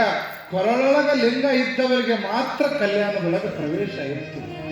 ಕೊರಳೊಳಗ ಲಿಂಗ ಇದ್ದವರಿಗೆ ಮಾತ್ರ ಕಲ್ಯಾಣದೊಳಗ ಪ್ರವೇಶ ಇತ್ತು. ಬಸವಣ್ಣನ ಆಜ್ಞೆ. ಹೊರಗಿದ್ದ ಇಬ್ಬರ ಬಾಲ ಏನು ದೂತರು ಇರ್ತಾರಲ್ಲ, ದ್ವಾರಪಾಲಕರು, ಯಾರೇ ಹೊರಗಿಂದ ಒಳಗೆ ಹೊಂಟಾರಂದ್ರ ಅವ್ರ ಕೊರಳಾಗ ಏನ್ ನೋಡ್ತಿದ್ದ? ಲಿಂಗ ಐತಿಲ್ಲ ನೋಡ್ತಿದ್ದ. ಇವು ಚೂರಿ ಚಿಕ್ಕನಿಗೆ ಆಶ್ಚರ್ಯ ಆಯ್ತು. ಒಳಗೆ ಹೋಗೋ ಮುಂದೆ ಏನೋ ಚೆಕ್ ಮಾಡ್ತಾರಲ್ಲ, ಏನ್ ಹುಡುಕಾಕತ್ತಾರ ಅವರು? ನೋಡ್ತಾನ ಎಲ್ಲರ ಧನಿ ಮೇಲೆ ವಿಭೂತಿ ಅದ, ಕೊಳ್ಳಾಗ ಲಿಂಗ ಅದ, ಏನೋ ಕೆಂಪರಿಗೆ ಕಟ್ಕೊಂಡ್ರಲ್ಲ ಗಂಟು, ಏನದು ಗುಂಡಕ ಐತಿ ಅಂತ. ಅವ್ನ ಒಳಗೆ ಏನೈತಿ ಅವ್ನ್ ಗೊತ್ತಿಲ್ಲ. ಎಲ್ಲರೂ ತೆಗಿತಿದ್ರು, ದ್ವಾರಪಾಲಕರು ಅಂಗಿ ತೆಗೆದು ನೋಡ್ತಿದ್ರು, ಕೊಳ್ಳಾಗ ಲಿಂಗ ಐತಿ ಅಂದ್ರೆ ಒಳಗೆ ಬಿಡ್ತಿದ್ರು, ಲಿಂಗ ಇರ್ಲಾರ್ದವ್ರನ್ನ ಹೊರಗೆ ಕಳಿಸ್ತಿದ್ರು. ಇವ ಯಾವಾಗ ಒಳಗೆ ಹೋಗ್ಬೇಕಂತ ಹೋದ್ನೋ ಅವಾಗ ನೋಡಿದ್ರು ಕೊಳ್ಳಾಗ ಲಿಂಗ ಇರ್ಲಿಲ್ಲ. ಲಿಂಗ ಇಲ್ಲ ನಡಿ, ನೀ ಹೊರಗೆ ನಡಿ. ದೂರ ನಿಂತು ನೋಡ್ತಾನ, ಒಳಗೆ ಹೋಗೋರು ಕೊಳ್ಳಾಗ ಏನೋ ಕಟ್ಕೊಂಡವಲ್ಲ ಅಂತ ತಿಳ್ಕೊಂಡು ಹೆಂಗಾದ್ರೂ ಮಾಡಿ ಕಲ್ಯಾಣ ಪ್ರವೇಶ ಮಾಡಬೇಕಂತ ತಿಳ್ಕೊಂಡು ಚೂರಿ ಚಿಕ್ಕಣ್ಣ ಅಲ್ಲಿ ಬದನೆಕಾಯಿ ಮಾರಾಕತ್ತಿದ್ರು. ಏನ್ ಮಾರಾಕತ್ತಿದ್ರು? ಬದನೆಕಾಯಿ ಮಾರಾಕತ್ತಿದ್ರು. ಅವ್ರಿಗೆ ಗೊತ್ತಿಲ್ದಂಗೆ ಒಂದು ಬದನೆಕಾಯಿ ತಗೊಂಡು ಕೆಂಪರ್ಗ ಕಟ್ಕೊಂಡು ಹೋದ. ಎಲ್ಲಿ? ಕಲ್ಯಾಣ. ಕೊಳ್ಳಾಗ ಏನು ಕಟ್ಕೊಂಡು ಹೋದ? ಬದನೆಕಾಯಿ ಕಟ್ಕೊಂಡು ಹೋದ. ಯಾವಾಗ ಕಲ್ಯಾಣ ಪ್ರವೇಶ ಆದ್ನೋ ಅವ ಯಾವುದೋ ಒಂದು ಲೋಕಕ್ಕೆ ಬಂದಂಗಾಗಿತ್ತು. ಅವ್ನು ಯಾವ ಲೋಕಕ್ಕೆ ಬಂದಿಲ್ಲ ನಾನು? ಏನಿದ್ರು ಎಲ್ಲರೂ ದುಡಿಯಾಕತ್ತಾರ, ಯಾರು ಖಾಲಿ ಕಟ್ಟಿ ಹರಟಿ ಹೊಡೆಯೋರಿಲ್ಲ, ಪಿಚ್ಚಕ್ ಹೊಗಳವ್ರಿಲ್ಲ, ಕೆಲಸ ಇರ್ಲಾರ್ದ ಆದ ಮಾತು ಈ ಮಾತು ಮಾತಾಡ್ರಲ್ಲಿ. ಎಲ್ಲರೂ ಏನ್ ಮಾಡಾಕತ್ತಾರ? ಕಲ್ಯಾಣದೊಳಗ ಕಾಯಕವನ್ನು ಮಾಡಾಕತ್ತಾರ. ಎಲ್ಲರ ಹಣಿ ಮೇಲೆ ವಿಭೂತಿ, ಮನೆ ತುಂಬ ಅಂಗಳ, ಸ್ವಚ್ಛತೆ, ಕಾಯಕ, ದಾಸೋಹ. ಬರ್ರಪ್ಪ ಶರಣರಪ್ಪ, ಶರಣಾರ್ಥರಪ್ಪ. ಒಂದು ಸಣ್ಣ ಬಾಲಕ ಹಿಡ್ಕೊಂಡು ವಯಸ್ಸಾದ ಮುದುಕಿನವರೆಗೂ ಅಲ್ಲಿ ಎಲ್ಲರ ಹಾವಭಾವವನ್ನು ನೋಡಿ ಇವಂಗ ಯಾವ ಲೋಕಕ್ಕೆ ಬಂದಿನಂತನ ಖಬರ್ ಹಾರಿಬಿಡ್ತೀವಿ. ಇವ ಬರೀ ಏನ್ ಕೇಳಿದ್ದ? ಚುಚ್ಚ್ರಿ, ಬಡಿರಿ, ಹೊಡಿರಿ, ಕಡಿರಿ ಅನ್ನೋ ಬರೀ ಇವಾಗ ಕೇಳಿದ್ದ. ಶರಣಾರ್ಥಿ ಇವೆಲ್ಲ ಎಲ್ಲಿ ಕೇಳಿದ್ದೀವ? ಚೂರಿ ಚಿಕ್ಕಣ್ಣ 4ನೇತೆ 5ನೇತೆ ಇದ್ದಾಗ ಒಂದು ಪಾಠ ಇತ್ತು. ಗಿಡಗನ ಮನೆಯಲ್ಲಿ ಬೆಳೆದಂತ ಗಿಳಿ, ಋಷಿಯ ಮನೆಯೊಳಗೆ ಬೆಳೆದಂತ ಗಿಳಿಗೆ ವ್ಯತ್ಯಾಸ ಇರ್ತದೆ. ಋಷಿ ಮನೆಯಾಗ ಬೆಳೆದಂತ ಗಿಳಿ ಬಂದವರಿಗೆಲ್ಲ ಬರ್ರಿ, ಕುಂಡ್ರಿ, ನೀರು ಕುಡಿರಿ, ಹಣ್ಣು ತಿನ್ರಿ ಅಂತಿತ್ತಂತ. ಅದ ಕಟಕನ ಮನೆಯಾಗ ಬೆಳೆದಂತ ಗಿಳಿ ಏನಂತಿತ್ತು? ಕಡಿರಿ, ಹೊಡಿರಿ, ಬಂದಾನ ಹೊಡಿರಿ, ಚುಚ್ಚರಿ ಅಂತಿತ್ತಂತ. ಅದಕ್ಕ ಯಾವುದೇ ಒಂದು ಜೀವಿ ಯಾವ ವಾತಾವರಣದೊಳಗೆ ಬೆಳೀತದೋ ಅದು ಆ ಎಲ್ಲ ವಾತಾವರಣದಂಗೆನೇ ಬದುಕನ್ನು ನಡೆಸ್ತಿರ್ತದ. ನೋಡಿರ್ಬೇಕಾರ ನೀವು ಒಂದು ಹುಲಿಯನ್ನ ತಂದು ನೀವು ಕುರಿ ಒಳಗೆ ಮೇಯಿಸಿದ್ರು ಕೂಡ ಅದು ಹುಲಿ ಕುರಿಯಾಗಿ ಇರ್ತೈತೆ. ಅದಕ್ಕೆ ಯುದ್ಧ ಮಾಡೋದು ಗೊತ್ತಿರಂಗಿಲ್ಲ. ಒಂದು ನಾಯಿ ಮನೆಯೊಳಗೆ ನೀವು ಹೆಂಗೆ ಪ್ರೀತಿ ಕೊಟ್ಟಿರ್ತೀರೋ ಅದು ನಾಯಿ ಆಗಿರ್ತದೆ. ಅದ ನಾಯಿನ ಬ್ಯಾಟಿ ಆಡಕ್ಕೆ ಹೋದ್ರೆ ಬ್ಯಾಟಿ ಹಿಡಿ ನಾಯಿ ಆಗ್ತೈತಿ. ಮನೆಯಾಗ ಪ್ರೀತಿಯಿಂದ ಸಾಕಿದ್ರೆ ಮುದ್ದು ನಾಯಿ ಆಗಿರ್ತದೆ, ಮುಗ್ಧ ನಾಯಿ ಆಗಿರ್ತದೆ. ಅದಕ್ಕೆ ನಾನು ಬಹಳ ಕಡೆಗೆ ಹೇಳ್ತಿರ್ತೀನಿ, ಮಕ್ಕಳ ಬದುಕು ಅಂತಂದ್ರೆ ಬಿಳಿ ಹಾಳಿ ಇದ್ದಂಗೆ. ಅದಕ್ಕೆ ನೀವು ಮನೆಯಾಗಿರೋರಿಗೆ ಹೆಂಗೆ ಇರ್ತಿರೋ ಹಂಗೆ ಮಕ್ಕಳು ಇರ್ತಾರ ಅಂತ ಹೇಳೋದು. ಅದಕ್ಕನ ಹಂಗ ಚೂರಿ ಚಿಕ್ಕಣ್ಣ ಯಾವಾಗ ಕಲ್ಯಾಣ ಪ್ರವೇಶ ಆದ್ನೋ ಅವ ಎದಕ್ಕೆ ಬಂದೀನಿ ಅನ್ನುವಂಥದ್ದನ್ನೇ ಮರ್ತು ಬಿಟ್ಟ ಚೂರಿ ಚಿಕ್ಕಣ್ಣ. ಎದಕ್ಕೆ ಬಂದೀನಿ ಅನ್ನೋದು ಕಬರ ಹೋಗ್ಬಿಡ್ತು. ಅವನ ಮುಂಜಾನೆ ಸಂಜೆ ಮಟ್ಟ ಅಲ್ಲಿ ಇಲ್ಲಿ ಅಡ್ಡಾಡ್ದ ಹೊಟ್ಟೆ ಹಸು ಯಾಕೆ ಕೇಳ್ತದ? ಹಂಗಾರ ತಿನ್ಲಿಕ್ಕೆ ಏನಾದ್ರು ಬೇಕಲ್ಲ. ಹಂಗಾರ ಇವಂಗ ದುಡಿದು ಗೊತ್ತಿಲ್ಲ, ಕೆಲಸ ಮಾಡೋದು ಗೊತ್ತಿಲ್ಲ. ಇವನ್ ಕೆಲಸ ಏನು? ಮಂದಿ ಮನೆ ಕಣ್ಣ ಹಾಕೋದು, ಕೊಲೆ ಮಾಡೋದು. ಇದು ಬಿಟ್ಟರೆ ಬೇರೆ ಗೊತ್ತಿಲ್ಲ ಇವನ್. ಯಾವ ಚೂರಿ ಚಿಕ್ಕಣ್ಣ ಅವಾಗ ಈ ಕಲ್ಯಾಣದೊಳಗೆ ಯಾರ್ದು ದೊಡ್ಡ ಮನೆ ಐತಿ ನೋಡೋಣ, ಅದನ್ನ ಕಣ್ಣ ಹಾಕೋನು ಅಂತಂದ. ನೋಡಿದ್ರ ಬಸವಣ್ಣನ ಮನೆಗೇನ ಕಣ್ಣ ಹಾಕಕ್ ಹೋದಿವ. ದೊಡ್ಡ ಮನೆ ಯಾರ್ದಿತ್ತಲ್ಲಿ? ಬಸವಣ್ಣಂದ ಐತಿ. ಅರಮನೆ, ಮಂತ್ರಿ ಮನೆ ದೊಡ್ಡದಿತ್ತು ಬಸವಣ್ಣಂದು. ತರದ ಮಹಾಮನಿಯನ್ನೇ ಮನೆಯೊಳಗೆ ಕಣ್ಣ ಹಾಕಬೇಕಂತ ಚೂರಿ ಚಿಕ್ಕನ್ನ ಪ್ರವೇಶ ಮಾಡ್ತಾನ. ಇನ್ನೇನು ಒಳಗೆ ಹೋಗಿ ಏನು ಕದಿಬೇಕಂತ ಏನೂ ಸಿಗುವಂತ ಮನ್ಯಾಗ ಅವ್ನು ಬಾಳೆ ಮಾಡಿಟ್ಟಿದ್ರೆ ಏನು ಸಿಗ್ತಿತ್ತಲ್ಲ, ಅವನ ಬಾಳೆ ಮಾಡಿಟ್ಟಿಲ್ಲ. ಶರಣರ ಬಸವಣ್ಣನ ಮನೆಯೊಳಗೆ ಏನೂ ಸಿಗಲಿಲ್ಲ. ಹುಡುಕೊಂತ ಹೋಗ್ತಾನೆ. ಬಸವಣ್ಣ ಮಲಗಿರುವಂತ ಕೋಣೆ ಒಳಗೆ ಪ್ರವೇಶ ಮಾಡ್ತಾನ. ಅಲ್ಲಿ ಬಸವಣ್ಣ ಮತ್ತು ಮಡದಿ ಆದಂತ ಗಂಗಾಂಬಿಕೆ ಮಲಗಿರ್ತಾರ, ಮಂಚದ ಮೇಲೆ ಮಲಗಿರ್ತಾರ. ರಾತ್ರಿಯ ಸಮಯ ಹುಡುಕ್ತಾನ, ಅಲ್ಲಿ ಹುಡುಕ್ತಾನ, ಏನೂ ಸಿಗಂಗಿಲ್ಲ. ಅವಾಗ ಅವನ ಕಣ್ಣಿಗೆ ಏನು ಬಿಡ್ತದ ಅಂತಂದ್ರ ಗಂಗಾಂಬಿಕೆ ಕೊರಳಲ್ಲಿರ್ತಕ್ಕಂತಹ ಮಾಂಗಲ್ಯದ ಸರ, ಬಂಗಾರದ ಸರ ಕಣ್ಣಿಗೆ ಬಿಡ್ತದೆ. ಅವಾಗ ಆ ನೆಕ್ಲೆಸ್, ಆ ಕೊಳ್ಳಾಗಿರುವಂತಹ ಸರ ಆ ಕಳ್ಳನ ಕಣ್ಣಿಗೆ ಬಿದ್ದಾಗ, ಓಹೋ ಇದನ್ನೇ ತಗೊಂಡು ಹೋಗೋನು ತಡಿ ಅಂತ ಹೇಳಿ ಇನ್ನೇನು ಆ ಗಂಗಾಂಬಿಕೆಯ ಕುತ್ತಿಗೆ ಕೈ ಹಾಕಿ ಅದನ್ನು ತಗೊಳ್ಳೋದಕ್ಕದ ಗಂಗಾಂಬಿಕೆಗೆ ಎಚ್ಚರ ಆಗಿಬಿಡುತ್ತದೆ. ಎಚ್ಚರ ಹಾಕೊಂಡಿರ್ತಾಳೆ, ಕಳ್ಳ ಯಾರು ಅಂತ ಬಸವಣ್ಣ ಹೇಳಿದ ಎಲ್ಲ ಶರಣರು ಕೂಡಿದ್ರು. ಗಂಗಾಂಬಿಕೆ ಅಂತಾಳ, ಕಳ್ಳ ಅಂತಾನ. ಇವ್ ನೋಡಿದ್ರೆ ಕಳ್ಳ ನಂಗಿಲ್ಲಲ್ಲಿ, ಕೊಳ್ಳಾಗ ಲಿಂಗ ಐತಿ, ಹಲಿ ಮೇಲೆ ವಿಭೂತಿ ಐತಿ. ಕಳ್ಳರಿದ್ರ ನೋಡು ವಿಚಾರ, ಅವ್ರ ದೃಷ್ಟಿನೇ ಬೇರೆ ಇರ್ತಿತ್ತು, ಅವ್ರ ಆಕಾರ ವಿಕಾರನೇ ಬೇರೆ ಇರ್ತದ. ಇವನ್ ಕೊಳ್ಳಾಗ ರುದ್ರಾಕ್ಷ ಅದ, ಲಿಂಗದ, ಹನಿ ಮೇಲೆ ವಿಭೂತಿ ಅದ. ನಮ್ಮ ಶರಣರು ಮಹಾಮನಿಗೆ ಬಂದಾರ, ಏ ಗಂಗಾ ನೀನು ಕಳ್ಳ ಅಂತೀಯೇನೆ ಅಂತಕ್ಕಂಥ ಮಾತನ್ನ ಬಸವಣ್ಣ ಹೆಂಡತಿಗೆ ಬೈತಾನ.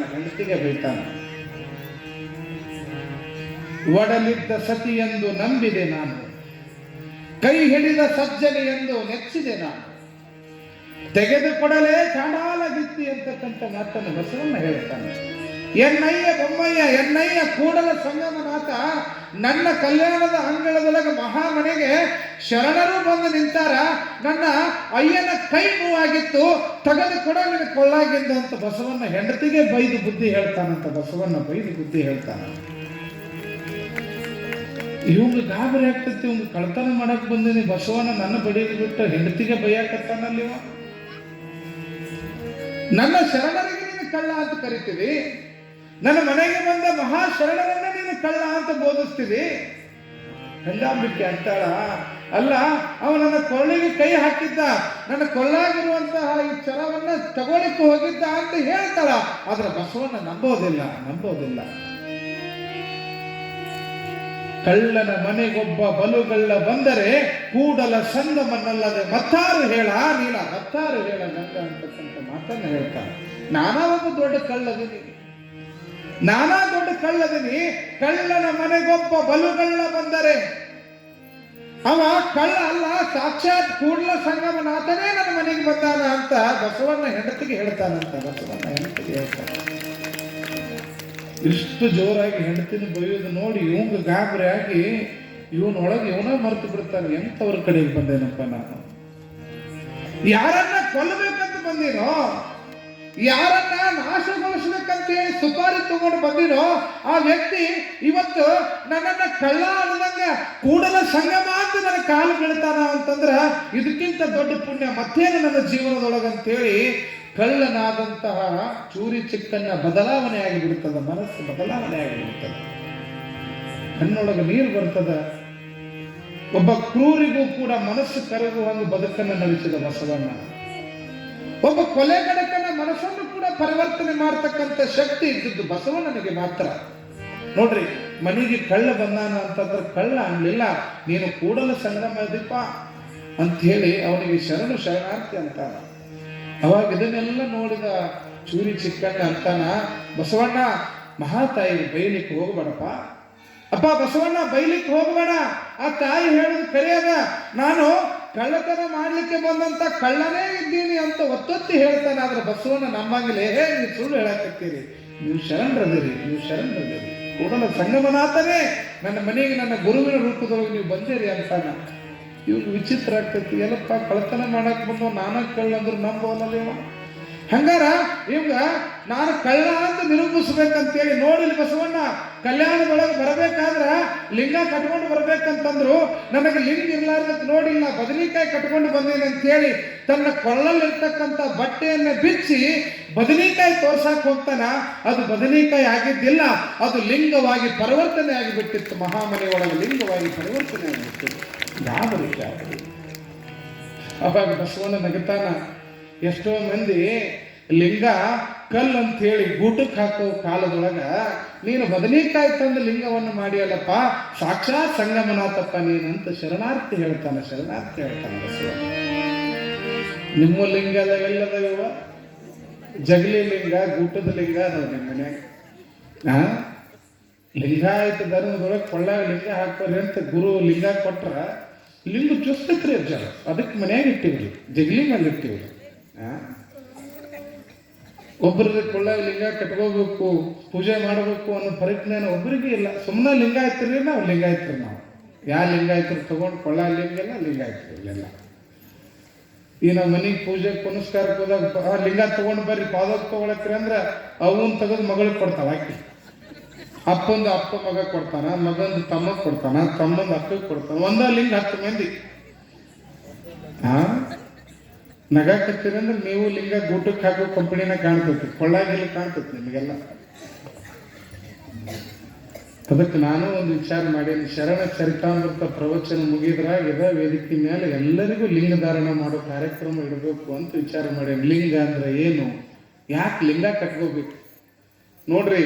ಸತ್ತ ಮ್ಯಾಲ ನಿಮ್ಮ ಮೈ ಮ್ಯಾಲ ಒಂದು ತುಂಡು ಬಟ್ಟೆನೂ ಬಿಡಂಗಿಲ್ಲ, ಬಂಗಾರ ಬಿಡಂಗಿಲ್ಲ, ಕಿವ್ಯಾಗಿಂದ ಬಿಡಂಗಿಲ್ಲ, ಮೂಗನಾಗಿಂದ ಬಿಡಂಗಿಲ್ಲ, ಬಾಯಾಗ ಹಲ್ಲು ಬಂಗಾರದಿದ್ರು ಅವನು ಬಿಡಂಗಿಲ್ಲ, ಕಿತ್ಕೊಂಡ ಕಳಿಸ್ತಾರೆ. ನಿಮ್ಮ ಜೊತೆಗೆ ಕುನಿ ಒಳಗೆ ಬರೋದು ನೀವು ಗಳಿಸಿದ ಆಸ್ತಿ ಅಂತಸ್ತಲ್ಲ. ನಿಮ್ಮ ಜೊತೆಗೆ ಬರೋದು ಯಾವುದು ಅಂತಂದ್ರ ಗುರು ಕೊಟ್ಟಂತ ಲಿಂಗ ಮಾತ್ರ ನಿಮ್ಮೊಟ್ಟಿಗೆ ಬರ್ತದ. ನಿಮ್ಮೊಟ್ಟಿಗೆ ಬರೋದು ಲಿಂಗ ಮಾತ್ರ. ಹೀಗಾಗಿ ನಾವೆಲ್ಲ ಲಿಂಗಧಾರಿಗಳಾಗಬೇಕು, ಲಿಂಗಧಾರಣೆಯನ್ನು ಮಾಡಬೇಕು. 3 ಹೊತ್ತಾಗಲಿಲ್ಲ ಅಂತಂದ್ರೆ 2 ಹೊತ್ತು, 2 ಹೊತ್ತಾಗಲಿಲ್ಲ ಅಂದ್ರೆ 1 ಹೊತ್ತು, 1 ಹೊತ್ತು ಮಾಡೋಕ್ಕಾಗಲಿಲ್ಲ ಅಂದ್ರೆ ಸೋಮವಾರಕ್ಕೊಮ್ಮೆ, ಗುರುವಾರ ಶುಕ್ರವಾರಕ್ಕೊಮ್ಮೆ, ಬ್ಯಾಡಪ್ಪ ಅಮಾಸೆಗೊಮ್ಮೆ. ಈಗ ಸೋಮವಾರ ಹೋಗ್ಯಾವ, ಗುರುವಾರ ಹೋಗ್ಯಾವ, ಅಮಾಸೆನೂ ಹೋಗ್ಯಾವ, ಶಿವರಾತ್ರಿಗೊಮ್ಮೆ ಲಿಂಗ ಹೊಡಕ್ತಾರೆ ನೋಡ್ರಿ. ಎಲ್ಲವೂ ಲಿಂಗ. ಶಿವರಾತ್ರಿ ಬಂತಂದ್ರೆ ಲಿಂಗ ಹೊಡ್ಕೊಂಡು ಅಜ್ಜರ ಒಂದು ಲಿಂಗ ಕೊಡ್ರಿ ಅಜ್ಜರ. ಇವು ಗೋಲಿಗುಂಡಾಗ್ಯಾವ ಲಿಂಗ. ಅದಕ್ಕೆ ನೋಡ್ರಿ, ಯಾವ ಬಸವಣ್ಣನನ್ನ ಕೊಲೆ ಮಾಡಲಿಕ್ಕೆ ಬಂದಂತಹ ಚೂರಿ ಚಿಕ್ಕನ್ನ ಅಲ್ಲಿ ಶರಣನಾಗ್ತಾನೆ, ಶರಣನಾಗಿ ಬದಲಾವಣೆ ಆಗ್ತಾನ. ಅವ ಕಣ್ಣದ ಬೊಮ್ಮಯ್ಯನಂತಕ್ಕಂಥ ಶರಣನಾಗಿ ಬದಲಾವಣೆಯಾಗಿ ಶರಣರ ಕಲ್ಯಾಣಕ್ಕಾಗಿ ಯಾರು ಪಾಪ ಕರ್ಮಗಳನ್ನು ಮಾಡಿ ಗಂಟು ಮಾಡಿರ್ತಾರ ಅವ್ರ ಮನೆಗೆ ಕಣ್ಣ ಹೊಡೆದ ಶರಣರ ದಾಸೋಹ ಮಾಡಲಿಕ್ಕೆ ಕಣ್ಣದ ಬೊಮ್ಮಯ್ಯ ಅನ್ನುವಂಥ ಒಬ್ಬ ಶರಣನಾಗಿ ಇತಿಹಾಸಗಳು ಉಳಿತಾನೆ. ಬಸವಣ್ಣನನ್ನು ಕೊಲೆ ಮಾಡಲಿಕ್ಕೆ ಬಂದಂಥವನು ಶರಣನಾದ. ಇದನ್ನ ದೂರ ನಿಂತು ನೋಡಕತ್ತಿದ್ದು ಬೋಮ್ತಾದೇವಿ ಆಶ್ಚರ್ಯ ಆಗ್ತದ. ಓಹೋ, ಒಬ್ಬ ಕೊಲೆ ಮಾಡಲಿಕ್ಕೆ ಕಳಿಸಿರ್ತಕ್ಕಂಥ ಒಬ್ಬ ಕೊಲೆಗಾರ, ಒಬ್ಬ ಚೂರಿ ಚಿಕ್ಕಣ್ಣ ಕಲ್ಯಾಣದ ಅಂಗಳಕ್ಕೆ ಬಂದು ಒಬ್ಬ ಶರಣನಾಗ್ತಾನ ಅಂತಂದ್ರ ನಮ್ಮ ಅಣ್ಣನನ್ನ ಯಾಕೆ ನಾನು ಈ ಕಡೆ ಕರ್ಕೊಂಡು ಬರಬಾರ್ದು ಅಂತ ಮತ್ತೆ ಬೋಮ್ತಾದೇವಿ ಎಲ್ಲಿ ಹೋಗ್ತಾಳ್ರಿ? ಎಲ್ಲಿ ಹೋಗ್ತಾಳ? ನಿಮ್ಮೂರಿಗೆ ಹೋಗ್ತಾಳ? ಅಣ್ಣನಂತಲ್ಲಿ ಹೋಗ್ತಾಳ. ಎಲ್ಲರೂ ಇಲ್ಲೇ ಆಗಿಲ್ಲ ನೋಡ. ಬಿಟ್ರೆ ನೀವು ಹೇಳಂಗಿಲ್ಲ ನಾಳೆ ಪುರಾಣ. ಮತ್ತೆಲ್ಲಿ ಹೋಗ್ತಾಳಕ್ಕೆ? ಅಣ್ಣನ ಕಡೆ ಹೋಗ್ತಾಳ. ಒಬ್ಬ ಕಳ್ಳನ ಮನ ಪರಿವರ್ತನೆ ಆಗಿತ್ತು ಅಂದ್ರೆ ನಮ್ಮ ಅಣ್ಣಗೆ ಇದನ್ನು ಹೇಳಿ ಅವನು ಕರ್ಕೊಂಡು ಬರ್ಬೇಕಂತ ಮತ್ತೆ ಕಾಶ್ಮೀರಕ್ಕೆ ಹೋಗ್ತಾಳ. ತಂಗಿ ಹೋಗ್ಯಾಳ ಅಂತ ಚಿಂತೆ ಹಿಡ್ಕೊಂಡು ಕೊರಗ್ತಿದ್ದಂಥ ಅಣ್ಣನಿಗೆ ತಂಗಿ ಬಂದಿದ್ದು ನೋಡಿ ಬಹಳ ಖುಷಿ ಆಗ್ತದೆ, ಸಂತೋಷ ಆಗ್ತದೆ. ತಂಗಿ ಎಲ್ಲಿ ಹೋಗಿದ್ದೇವ, ಯಾಕೆ ಹಿಂಗೆ ಮಾಡಿದಿ? ಅವಾಗೆಲ್ಲ ನಡೆದ ಘಟನೆಯನ್ನೆಲ್ಲ ಬೋಮ್ತಾದೇವಿ ಮಹಾದೇವ ಭೂಪಾಲನಿಗೆ ಹೇಳ್ತಾಳೆ. ಹಂಗೆ ಹೇಳಿದ ಮೇಲೆ ಎಲ್ಲವೂ ಕೂಡ ಮನಸ್ಸು ಕರಗಿ ರಾಜನಾದಂಥ ಮಹಾದೇವ ಭೂಪಾಲ ತನ್ನೆಲ್ಲ ರಾಜ್ಯವನ್ನ ಅಲ್ಲಿರ್ತಕ್ಕಂಥ ಬಡಬಗ್ಗರಿಗೆ ದಾನ ಮಾಡ್ತಾನ. ಎಲ್ಲ ಅಂತಸ್ತನ್ನ ದಾನ ಮಾಡ್ತಾನ. ತನ್ನ ಹೆಂಡತಿನ ಕರ್ಕೊತಾನ, ತನ್ನ ತಂಗಿಯನ್ನು ಕರ್ಕೊಳ್ತಾನೆ. ಕರ್ಕೊಂಡು ಎಲ್ಲಿ ಬರ್ತಾನೆ ಮಹಾದೇವ ಭೂಪಾಲ? ಕಲ್ಯಾಣಕ್ಕೆ ಬರ್ತಾನ, ಬಸವಣ್ಣನ ಅಂಗಳಕ್ಕೆ ಬರ್ತಾನ, ಮಹಾಮನಿಗೆ ಬರ್ತಾನ. ಯಾವಾಗ ಕಲ್ಯಾಣದ ಅಂಗಳಕ್ಕೆ ಬರ್ತಾನ, ಬಸವಣ್ಣನ ತತ್ವ ಸಿದ್ಧಾಂತಗಳಿಗೆ ಮಾರು ಹೋಗಿ ತನ್ನ ಇಡೀ ರಾಜಾಶ್ರಯವನ್ನೆಲ್ಲವನ್ನ ಮಾರಿ ತ್ಯಾಗವನ್ನು ಮಾಡಿ ರಾಜ ಅಧಿಕಾರವನ್ನೆಲ್ಲ ತೊರೆದು ಅವ ಮಹಾದೇವ ಭೂಪಾಲ ಕಲ್ಯಾಣಕ್ಕೆ ಬಂದ ಯಾವ ಶರಣನಾಗ್ತಾನ ಅಂತಂದ್ರ ಕಾಡಿನೊಳಗಿರುವಂತಹ ಒಣ ಕಟ್ಟಿಗೆಗಳನ್ನು ಕಡಿದು ಮಾರಾಟ ಮಾಡ್ತಕ್ಕಂತಹ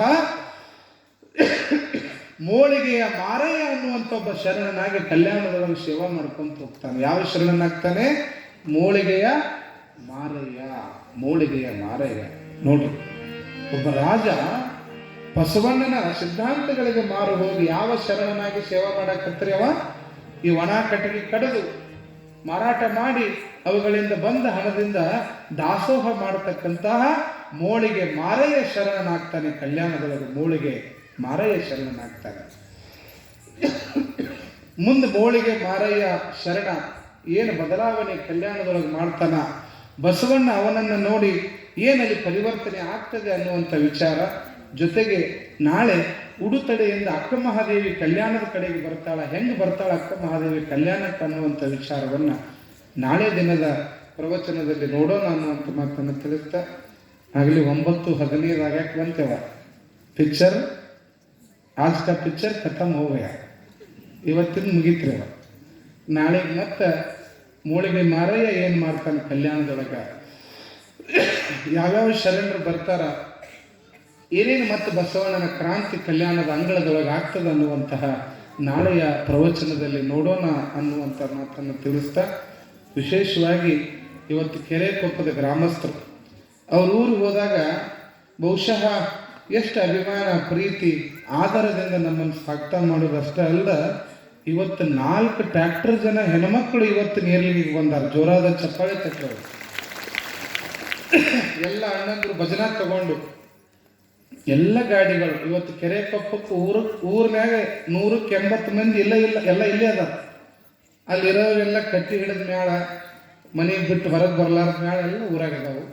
ಎಲ್ಲರೂ ಕೂಡ ಮಕ್ಕಳು ಮರಿ ಕರ್ಕೊಂಡು ಇವತ್ತೆಲ್ಲರೂ ನೀರ್ಲಿಗಿ ಗ್ರಾಮಕ್ಕೆ ಬಂದಾರ, ಪ್ರವಚನ ಕೇಳಾಕತ್ತಾರ. ಅದಕ್ಕೆ ಕೆರೆಕೊಪ್ಪದ ಗ್ರಾಮದವರಿಗೆ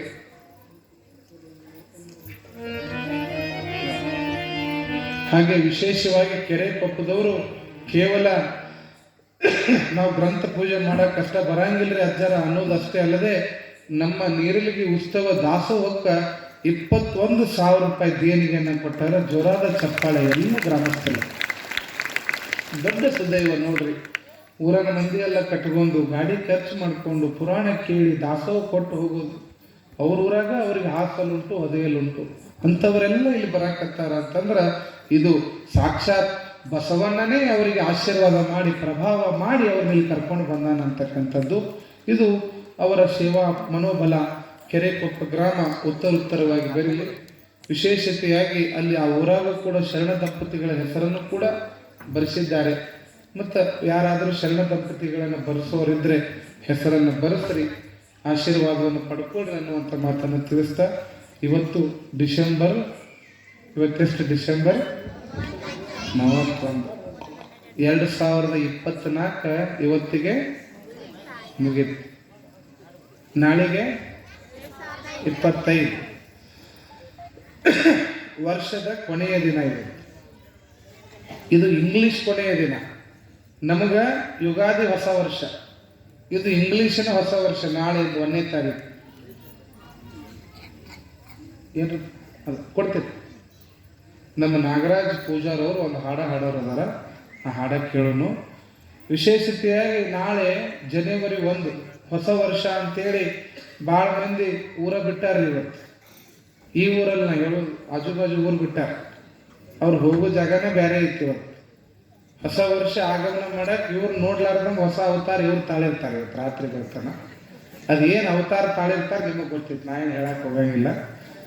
ಆದ್ರೆ ನಮ್ಮದು ಪುಣ್ಯ ನೋಡಿ, ವರ್ಷವನ್ನು ಕಳೆಯುವ ಮುಂದೆ ಶರಣರ ಸಿದ್ಧಾಂತವನ್ನು ಕೇಳ್ಕೊಂತ ಹೊಸ ವರ್ಷಕ್ಕೆ ನಾವು ಪಾದಾರ್ಪಣೆ ಇಡಾಕತ್ತೀವಿ ಅಂತಂದ್ರೆ ನಿಜವಾಗ್ಲೂ ಈ ವರ್ಷ ನಮ್ಮ ಬದುಕಿನ ಬೆಳಕು ಕಲ್ಯಾಣದ ಹೆಜ್ಜೆಯನ್ನು ನಾವು ಇಡಾಕತ್ತೀವಿ. ಹೆಂಗ ಚೂರಿ ಚಿಕ್ಕನ್ನ ಒಬ್ಬ ಕಳ್ಳ ಕಲ್ಯಾಣಕ್ಕೆ ಬಂದು ಅವನ ಬದುಕು ಕಲ್ಯಾಣ ಆಗೈತೆ, ಹಂಗ ಈ ವರ್ಷ ನೀರ್ಲಿಗೆ ಒಳಗ ಕಲ್ಯಾಣದ ಪ್ರವಚನ ಮಾಡ್ಕೊಂತ 2025 ಇನ್ನು ಮುಂದೆ ನಮ್ಮ ಬದುಕೆಲ್ಲ ಕಲ್ಯಾಣ ಆಗ್ತದ. ಪುಟ್ಟ ಯಜ್ಜನವರು ಬರಾಕತ್ತಾರ, ನಾಡಿನ ಜಗದ್ಗುರುಗಳು ಬರಾಕತ್ತಾರ, ಸಾಹಿತಿಗಳು ಬರಾಕತ್ತಾರ. ಎಂತಹ ಅದ್ಭುತ. ಅದಕ್ಕಾಗಿ ಕೆರೆಕೊಪ್ಪ ಗ್ರಾಮಸ್ಥ ತಾಯಂದ್ರೆ ಕೇಳ್ಕೊಳ್ಳೋದು ಇಷ್ಟ ಇವತ್ತು ಬಂದು ಹೋಗಿ ಮನ್ಯಾಗ ಉಳಿಬೇಡ್ರಿ, ದಿನ ಆದ್ರೆ ದಿನ ಬರ್ರಿ. ಇಲ್ಲಪ್ಪ ಅಜ್ಜರ ನಮಗೆ ದಿನ ಬರೋಕ್ಕಾಗಂಗಿಲ್ಲ ಅಂತಂದ್ರೆ ಜನವರಿ 11, 12 ಮಾತ್ರ ತಪ್ಸಕ್ಕೆ ಹೋಗ್ಬೇಡ್ರಿ. ಏನ ತಪ್ಪಿಸ್ಕೊಂಡ್ರು ಜನವರಿ 11, 12 ಬಹಳ ವಿಶೇಷವಾಗಿರ್ತಕ್ಕಂಥದ್ದು. 11ನೇ ತಾರೀಕು ಸಾಯಂಕಾಲ ಶಿರಹಟ್ಟಿಯ ಜಗದ್ಗುರುಗಳ ಸಾನ್ನಿಧ್ಯದೊಳಗ ಮುತ್ತೈದೆಯರಿಗೆ ಉಡಿ ತುಂಬು ಕಾರ್ಯಕ್ರಮ ಇಟ್ಕೊಂಡಿವಿ. ಯಾಕೆ ಗುಡ್ಡಾಪುರ ದಾನಮ್ಮ ದೇವಿಯ ಉಡಿ ತುಂಬು ಕಾರ್ಯಕ್ರಮ ಇಟ್ಕೊಂಡಿವಿ ಅಂತಂದ್ರೆ ನಮ್ಮ ತಾಯಂದರ ಮುತ್ತೈದೆ ಭಾಗ್ಯ ಅವರ ಸಾಯುವವರೆಗೂ ಅವರಿಗೆ ಶಾಶ್ವತವಾಗಿ ಉಳಿಲಿ ಅಂತ ಉಡಿ ತುಂಬು ಕಾರ್ಯಕ್ರಮ. ಉಡಿ ಯಾವತ್ತೂ ತುಂಬಿದಂಗಿರಲಿ ನಮ್ಮ ತಾಯಂದ್ರದು ಅಂತೇಳಿ ಉಡಿ ತುಂಬು ಕಾರ್ಯಕ್ರಮ ಇಟ್ಟಿವಿ. ಹೀಗಾಗಿ ಯಾರ್ಯಾರು ಎಲ್ಲ ತಾಯಂದ್ರು, ಬೀಗರು, ಬಿಜ್ಜರು, ಸಂಬಂಧಿಕರು ಯಾರ್ಯಾರು ಅದೇರಿ 11ನೇ ತಾರೀಕು ಸಾಯಂಕಾಲ ದಾನಮ್ಮ ದೇವಿ ಉಡಿ ತುಂಬು ಕಾರ್ಯಕ್ರಮ ಮಾತ್ರ ತಪ್ಪಿಸ್ಕೊಳ್ಳಕ್ಕೆ ಹೋಗ್ಬೇಡ್ರಿ. ದೊಡ್ಡ ಪುಣ್ಯ ಅದು. ಮುತ್ತೈದೆ ಭಾಗ್ಯ ಹೆಣ್ಣಿಗೆ ಬೇಕಾಗಿರೋದು ಮುತ್ತೈದೆ ಭಾಗ್ಯ. ಆ ಮುತ್ತೈದೆ ಭಾಗ್ಯ 100 ಕಾಲ ನಮ್ಮ ತಾಯಂದ್ರ ಹಣಿ ಮೇಲೆ ಶಾಶ್ವತವಾಗಿ ಉಳಿಲಿ ಅಂತ ಹೇಳಿ ನಿಮಗೆ ಉಡಿ ತುಂಬ್ತೀವಿ. ನಾವು ಗುರುಗಳು ಉಡಿ ತುಂಬ್ತೀವಿ.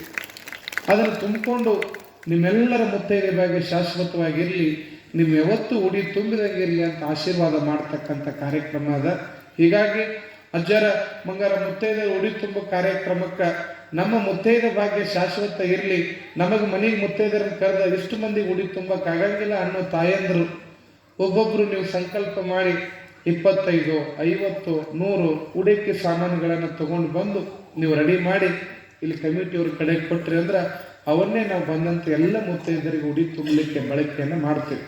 ಅದಕ್ಕೆ 2ನೇ ತಾರೀಕು 3ನೇ ತಾರೀಕು ಎಲ್ಲ ತಾಯಂದ್ರದ ಒಂದು ಮೀಟಿಂಗ್. ನಾಳೆ ನಿಮಗೆಲ್ಲ ಹಳ್ಳಿಗಳು ಮುಗಿತಾವ್ರಿ. 2ನೇ ತಾರೀಕು ಅನ್ನೋದ್ರಾಗ ನಾವು ಹೊರಗೆಲ್ಲ ಅಡ್ಡಾಡೋದು ಮುಗಿತೈತಿ. 3, 4, 5ನೇ ತಾರೀಕಿಗೆ ಎಲ್ಲ ನೀರಲಿಗೆ ತಾಯಂದ್ರದ್ದು ಒಂದು ಮೀಟಿಂಗ್ ಕರಿತೀವಿ.